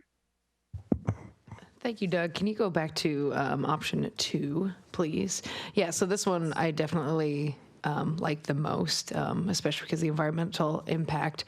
I would say I think the emergency manager and me would like to see safety higher than fiscal responsibility, if possible. I don't really remember where we kind of left off on that. So if that could be 3 and fiscal 2 or something along those lines. And then the community character part, I kind of still have a little bit of an issue with. I don't know exactly what I would do there. So thank you. Just comments. I don't have any motion or anything. Okay, thank you. Councilmember And just to clarify real quick, regarding the weighting, that is something where absolutely council can choose to, tweak the weighting. That's, I think, a great way to approach this. So if there is consensus, we can definitely modify that. That's relatively easy to implement. Councilmember Litton. So I'm really happy to see the environmental impact in the criteria. So thank you for that, Doug. And I think it was pretty ingenious to borrow from the PSRC. Nothing wrong with that. I have no issues with the weighting of the different categories. I just had a question regarding like how the scoring is actually done. Can you get a 25, or is it 0, 20, and 30? Yeah, it's 0, 20, and 30. That's the easiest way for us to implement this. Okay. So it is very strict. And I should clarify, I said we came up with the idea to borrow from PSRC. It was actually Scott's idea. So okay. So do you take, say, the 20, the raw score of 20, and then you put it into system efficiency, and then you multiply it by 2 and get the score? Is that? That is correct. Okay. Yes. If the project were to meet that criteria, yes. That is okay. Thank you. Welcome. Councilmember Stewart. Yeah, I think this is great. I assume it's the similar methodology that was used in the PRO plan, and I think that was really helpful in terms of how projects were, got like a score. So I really like the idea. I have a couple of things. I love option 2. I do think that connecting trails and parks should be part of system efficiency. Because I do think that that makes again, this is about overall transportation, not just motorized transportation. And so I think that should be there. And then I think that the safety, the system efficiency, and environment should actually have the highest weighting, not fiscal responsibility. So I would like to see fiscal responsibility be, more like 2. And have the system efficiency, safety, and environmental impact be 3. And, when you move the connecting trails and parks, I guess that could go in connectivity as opposed to system efficiency. But I just don't see that as being an aesthetic issue. I see that as being something more substantial. So, thanks. Councilmember Tree. Yeah, I concur with Deputy Mayor Clark that safety should be a number 3. And appreciate the addition of the environmental impact statements. Other than that, I'm fine. Thanks. Option 2 clearly is my choice. Thank you. Okay, so my comments are, I do not want to demote fiscal responsibility to something that's lower than some of these others. I have no issue bringing safety in line with fiscal responsibility, but I don't want to demote it because, safety, we can bubble wrap everyone's cars, but that might, not be fiscally responsible to do that. So I think that those should be equal. I do have a question on some of these environmental ones and how you're going to, so it says inducing a mode shift away from single occupancy vehicles. How is a project, can you just kind of walk me through how a project is going to make someone get out of their single occupancy vehicle?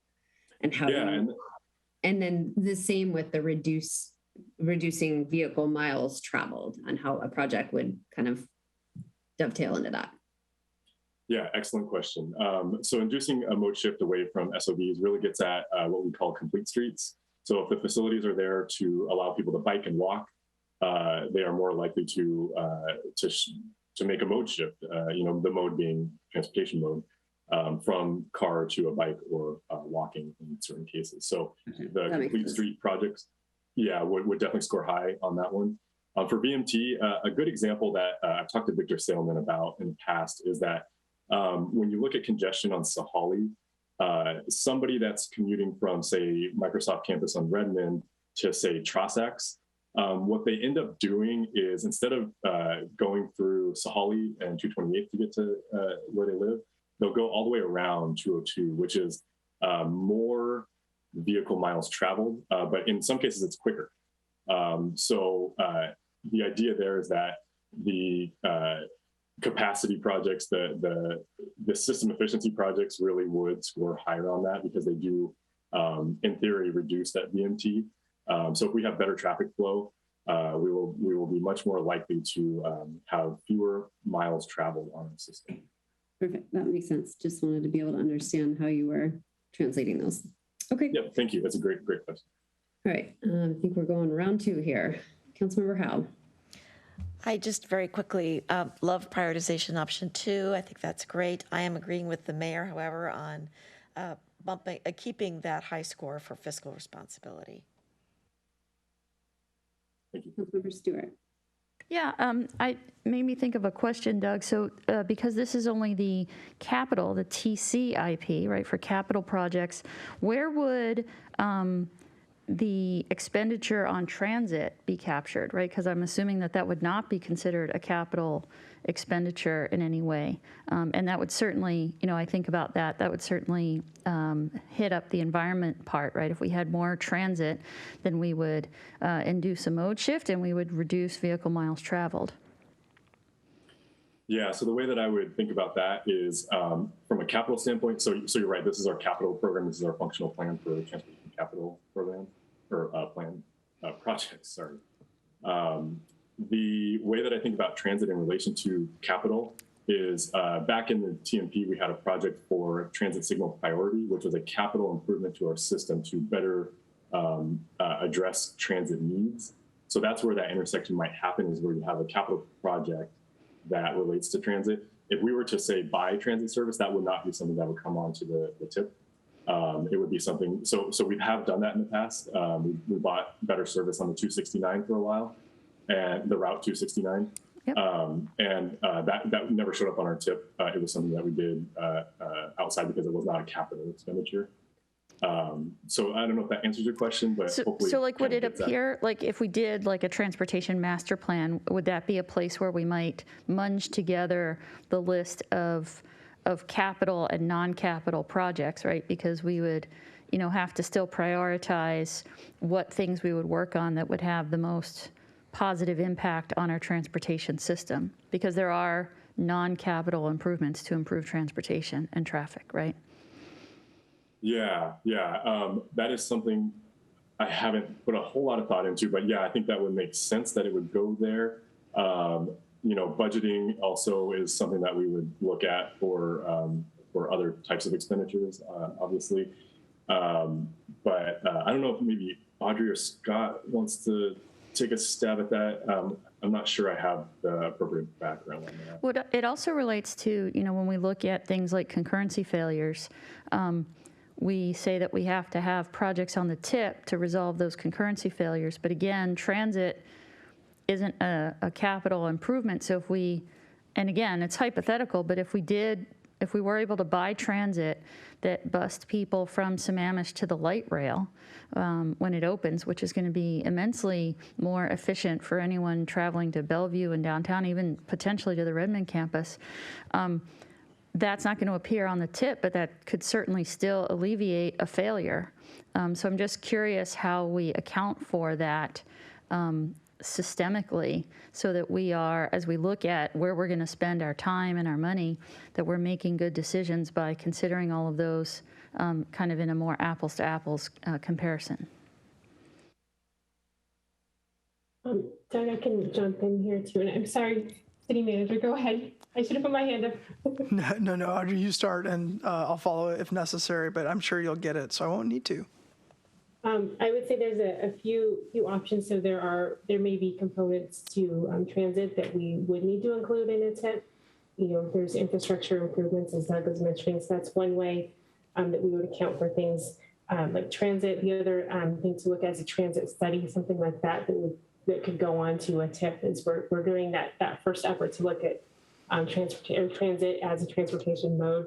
So that study element would go on to the tip. And then third is, as Doug already mentioned, that budgeting process and then way to make sure that is those programmatic or operational efforts are also prioritized along with our capital programs. Let's try this again. If I may, just a quick follow on that is that the TCIP, we can update this every year, and we should. So there will be plenty of opportunity to start plugging things in as we know more. One of the things that you just tasked us to do is to do some more research and analysis. And so once that comes back in, then we can start to, roll that into our modeling moving forward and what that looks like. So it's not, the TCIP is not meant to be a static one time, but that we amend as we go and we know more. So I think that's atop of what Audrey and Doug also noted, I think that's the piece that we have to, there's the holistic part of it, which is, budget and priorities and all that kind of stuff. I think Doug and Audrey would agree that one of the challenges we have is that transit is really expensive. Transit service is really expensive, and it requires ongoing operational dollars, not capital dollars. And so that's in one way to think about why we're separating out the TCIP from other conversations, is this is capital infrastructure, which is, when it's done, and we are not every year adding to it. So that's just a clarification point. I hope that helps. If I can, it feels appropriate to mention this. It is a little bit of a digression though, so I apologize if it kind of takes us a little bit off course, but it feels appropriate to say that what's happening, since it was brought up with regard to bus service and transit service, so, or light rail service, I apologize. King County Metro is currently undertaking this relatively massive effort to restructure all the service on the east side to align with transit light rail, sorry, coming to the east side. And so we've written a couple memos to council on this and have provided some information as much as we can. But suffice it to say that what is one of the things that's going to happen for Sammamish is that the Route 269 is going to get much better service. The Route 216 and the 219 are going to actually go away because there's duplicative, it's a duplicative nature to some of the other routes. And so the 269 is going to become much more frequent.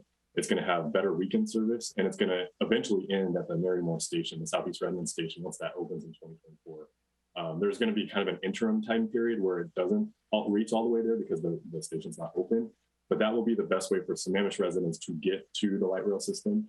And that is happening without any funding from the city. We have been advocating for that I go to meetings constantly on this topic, and we have been advocating for that, and it has been shown that to have an impact on their actual proposed new system. So that is exciting. I think that really will have some impact in Sammamish. At the peak hour, it should be a 15-minute headway. So yeah, those are really good changes. We can provide information as that gets considered by King County Council. It's actually planned, I believe later this summer, to be considered by the County Council for implementation in 2023. So a lot of things happening right now. There's just a lot of transition going on, but I do think overall, with regard to transit, it is going to be an improvement in the city.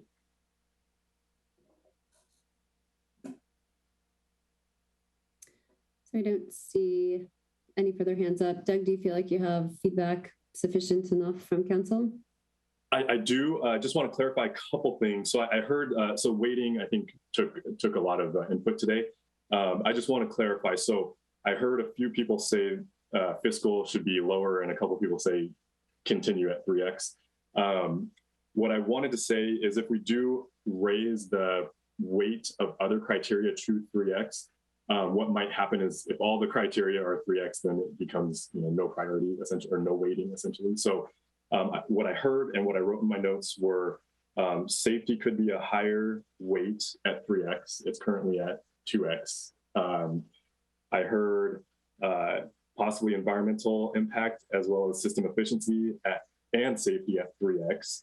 And then I also heard keep fiscal at 3x. So I don't know if there's like a formal way to do this, but I did get a little bit of a mixed bag on the weighting. So I apologize if that seems like a silly question, but I want to make sure I get it right because again, we have time constraints, so we can't really tweak this a whole lot after this because we'll be implementing and building the draft.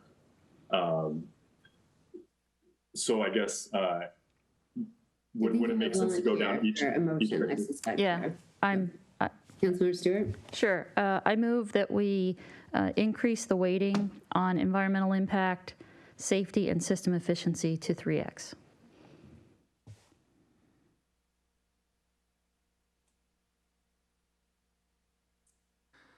That motion does not have a second. I make a motion that we just move safety up to 3x. On the floor, we need a second. There was no second. Well, there was no second for your motion, Councilmember Stewart. So Councilmember Treen's motion's been moved and seconded, which is to move safety to 3x. And leave everything else the same. Councilmember Treen, did you want to speak to your motion? Yeah, it's what Doug just said about if we move all of the items, then projects are all going to clump together at the top, and then prioritization doesn't even take place. So we're wasting staff time. We're wasting our time if we move them all to 3x. So by just moving safety to 3x, it gives the weight to what at least two council members here believe is the top priority. Thank you. Deputy Mayor Clark. I had a clarifying question. If we're keeping all 7 of those prioritization criteria, because I feel like that could affect Because I know we kind of talked about maybe combining. I just didn't know if I can vote on it, if I'm like, well, So I think the motion on the floor is what we have to, which is prioritization. You're welcome to make a secondary motion after this one is done if you'd like. Or we can get clarification later. Councilmember Stewart. I would like to offer an amendment, and I move that we also raise environmental impact to 3X. second. Okay, amendment's been moved and seconded to move the environmental impact also up to 3X. Any further discussion? Can we clarify that again? I'm sorry. So now we have fiscal responsibility, safety, and environmental impact also weighted at 3X. And I'd like to speak to my amendment, which is to say that it does not mean that clumping will occur if we raise prioritization criteria, multiple prioritization criteria to 3X, because every project will still be assessed as to whether or not it meets, does not meet, or exceeds the criteria. And we're not moving all prioritization criteria to 3X. We still have community input, community character, and connectivity at 2X, and at this point, potentially system efficiency. So there is still a weighting, and there still is a raw score that gets applied to each project. So that would not necessarily create clumping. You could actually have a prioritization model that has no weighting at all and just has a raw score, and it would still lead to results that don't necessarily create clumping. Thank you. Any further discussion on the amendment? Seeing none, all those in favor say aye. Aye. Aye. Opposed? Nay. Nay. Okay. By a vote of 4-2, the amendment passes. So now we're at the main motion as amended. Any further discussion? Seeing none, all those in favor say aye. Aye. Aye. Aye. Opposed? Nay. Okay, by a vote of 5-1, the motion as amended passes. Okay. Deputy Mayor Clerk, if you wanted to make another motion or ask questions on clarification on the buckets there, I think now is an appropriate time. Yeah, thank you. I think I was like, oh, if we vote on the prioritization, but I was still kind of interested in either like combining like the community character. I just am struggling with, because it talks about connecting trails and parks there. And then we have connectivity, community character is also,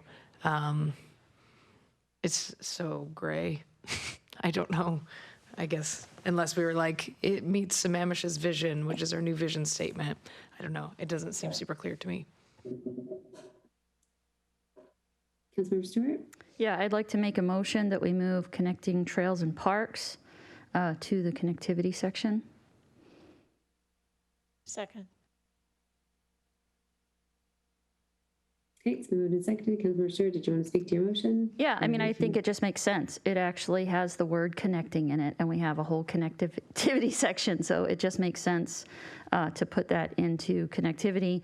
It really is also kind of already covered there where it says improves commutes, including non-motorized, so I think that it just puts that information all in one place. Thank you. Perfect. Any further discussion? Okay, seeing none, all those in favor say aye. Aye. Aye. Aye. Aye. Opposed? Okay, by a vote of 6-0, we will move connecting trails and parks into connectivity. Anything further, Council? And Doug, does that give you further clarification that you were seeking? Yes, thank you so much. That is very, very clear. We will tweak this and get it back into the resolution for the 17th. I have one quick question for you, Doug. Just trying to do some quick math in my head. By having environmental safety and fiscal responsibility at 3X with system efficiency at 2X, that means that we will not be doing necessarily the projects that improve traffic the most. We're gonna focus to some large degree on other things, right? And I don't know, not having seen some of the numbers run through, are we in danger of doing projects or missing projects that would have a huge impact on improving the traffic flow by not having system efficiency be weighted with those other criteria? That is a good question. I don't know if I have a good answer right now. I think I need to kind of see how it shows up. When we go back to council on the 24th with the workshop, it might be a good place to talk about how things shook out. Yeah, I don't have a good answer off the top of my head. I think I need to see. Excellent. All right, thank you. Thank you. Okay, I think that wraps us up on this item. Council, might we take a short break before public comment? Please. Great. Okay, we'll take 5 minutes. Is that all we have left is public comment? Yeah. I think we should just power through. Okay, well, some of us can't power through. All right, all right. Okay, thank you. All right, we'll be back in 5 minutes.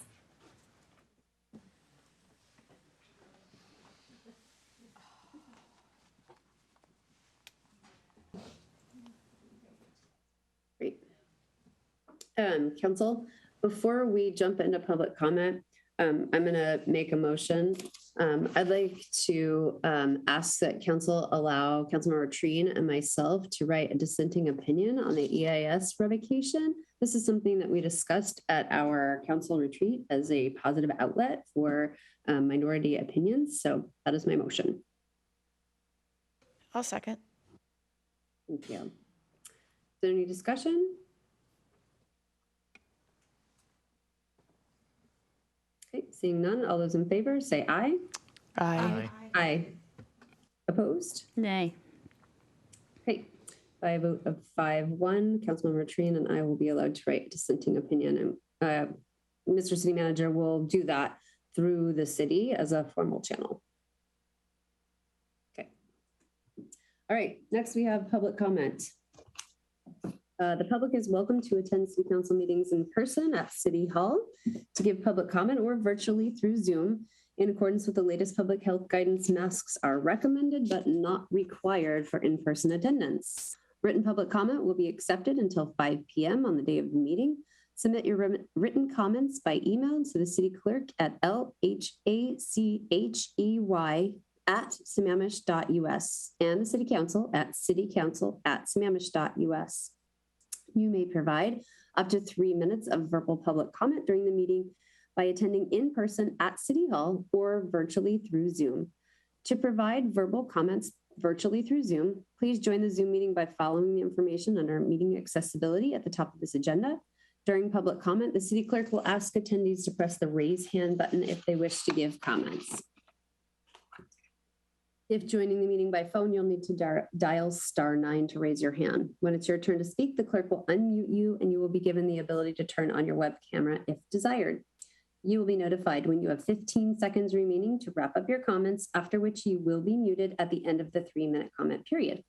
Madam City Clerk, do we have anyone wishing to give public comment this evening?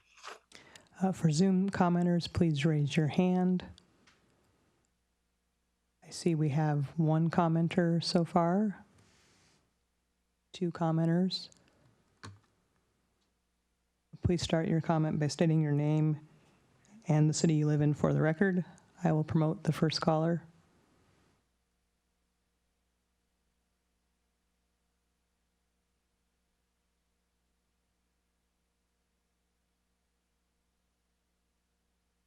Okay.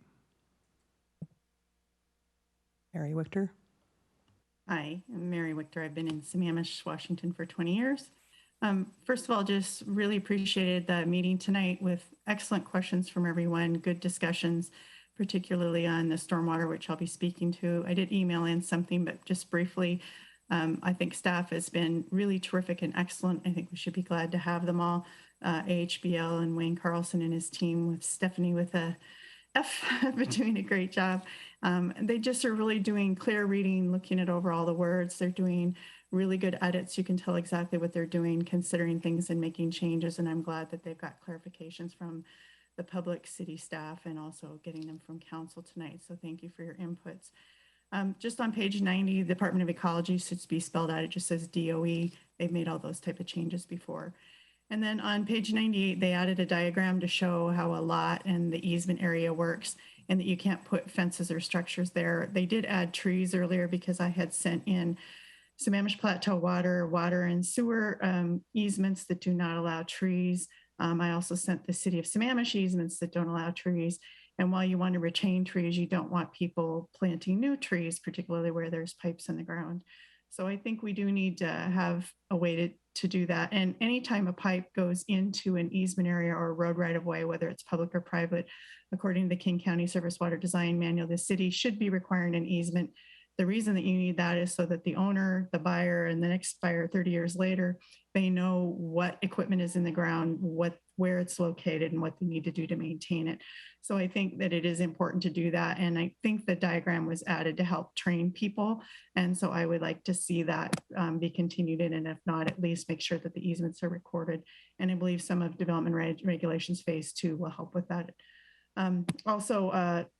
There have been an encroachment with rockeries. I've seen that those actually written against people's property. And the sewer this year in the south area of Sammamish, there was a tree that the roots grew into it.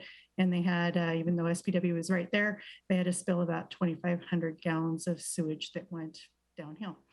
Then on the presentation, on page 20, they talk about the 8-inch pipes. So I attached to my email about 5 pages from the King County Surface Water Design Manual that do talk about allowing an 8-inch pipe and how you might do that.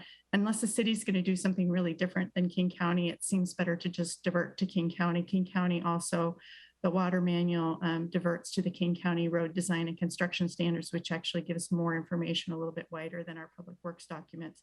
It also deals with ditches and driveway culverts and those type of things with that 12-inch minimum. And you can use 8-inch pipe, but it's in special things. So I did like the comments that were put in by council on that. And then just finally, I looked up the stuff on phosphorus. Phosphorus can travel at least a quarter of a mile through soils, which is one of the reasons you don't want it. 80% removal is used for beaver and pine lakes, and I understand that has not been going up, but we do want to keep it out. So I'm just going to send a little link that I discovered that restrictions on fertilizers actually were signed by the governor in 2011 in April, and they became effective January 1st of 2013. So just to help people out to understand that. And if you have a service, it's nitrogen, phosphorus, potassium are the 3 numbers, and you want the middle number, which is phosphorus, to be 0. If it's not, then you can't use it according to the law.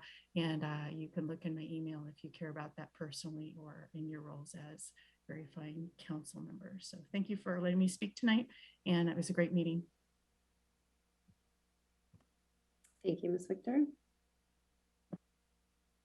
I will now promote the second caller.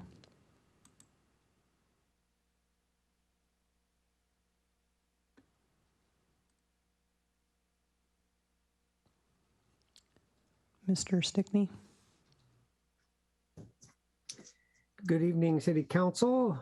Paul Stickney here to chat about some of your some of your study session topics tonight. Would you take a look at the Planning Commission meeting on April 21st at the agenda comment section? I got a chance to give about a 7-minute presentation about putting some sort of text pamphlets together and some information in the code for people with existing houses that want to do remodeling, additions, or demolishing, or if their homes are destroyed in fire.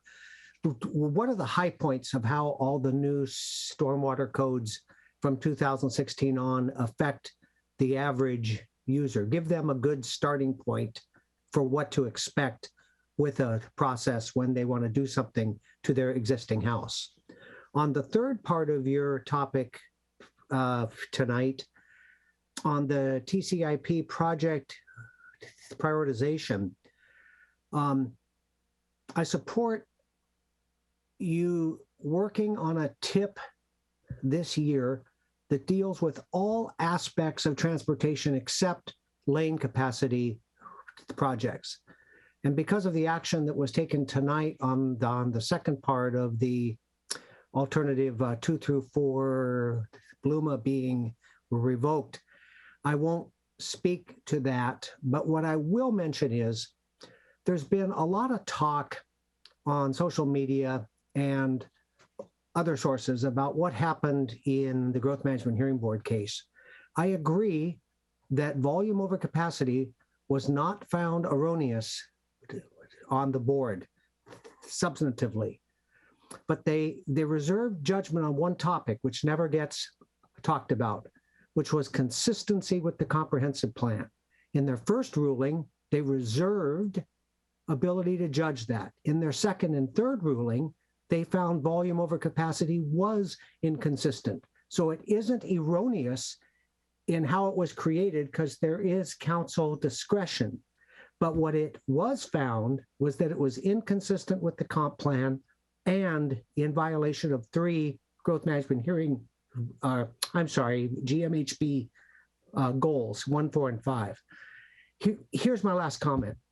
In 2018, I came to council and I handed out fudge. And at that time, I didn't know the second part of the fudge. But what I was talking about was there was a table in the first comp plan, table VJ. And then there was what ultimately happened with capacity in this new approach, volume over capacity. And I contend that the arbitrary discretion in table VJ was far less impactful than how much capacity was reduced below what the roads can handle. So the fudge factor was far greater in V over C than it was in the previous comp plan, in my opinion. And thanks for the opportunity to speak tonight. Have a good evening. Thank you, Mr. Stickney. Councilmember Stewart? I'll wait. I want to make sure public comment is over. Sorry. I don't see anyone else. I see no more hands up, so back to the mayor. Thank you. Great. I'd like to make a motion that if we're going to publish a dissenting opinion, that we should also publish a majority opinion on any decisions that we make so that the public can kind of see both sides at one time. And I think that will better inform the public. So I'd like to make a motion that we also publish at the same time a majority opinion. I'll second that. Would you like to speak to your motion? Sorry, I kind of did before I made the motion. That was my bad. But yeah, I think the intention is to make sure that the public gets to hear all of the information and can have a fair and balanced ability to assess both sides. And so I think publishing that information together will actually do a better job. And hopefully, as we write these things, it will be an opportunity to bring us closer together where we see there are similarities in our decisions and approaches. Any further discussion? Seeing none, all those in favor say aye. Aye. Aye. Aye. Opposed? Nay. Okay, by a vote of 5-1, ayes have it. So I would ask that both opinions follow the same process through the city manager's office and be officially published by the city of Sammamish. Great. Okay, is there anything for the good of the order, council? Okay, seeing none, I would entertain a motion for adjournment. Move to adjourn. Second. Okay, it's been moved and seconded. Any discussion? Okay, all those in favor say aye. Aye. Aye. Aye. Opposed? Okay, by a vote of 6-0, we're adjourned. Thank you, council and staff. Thanks.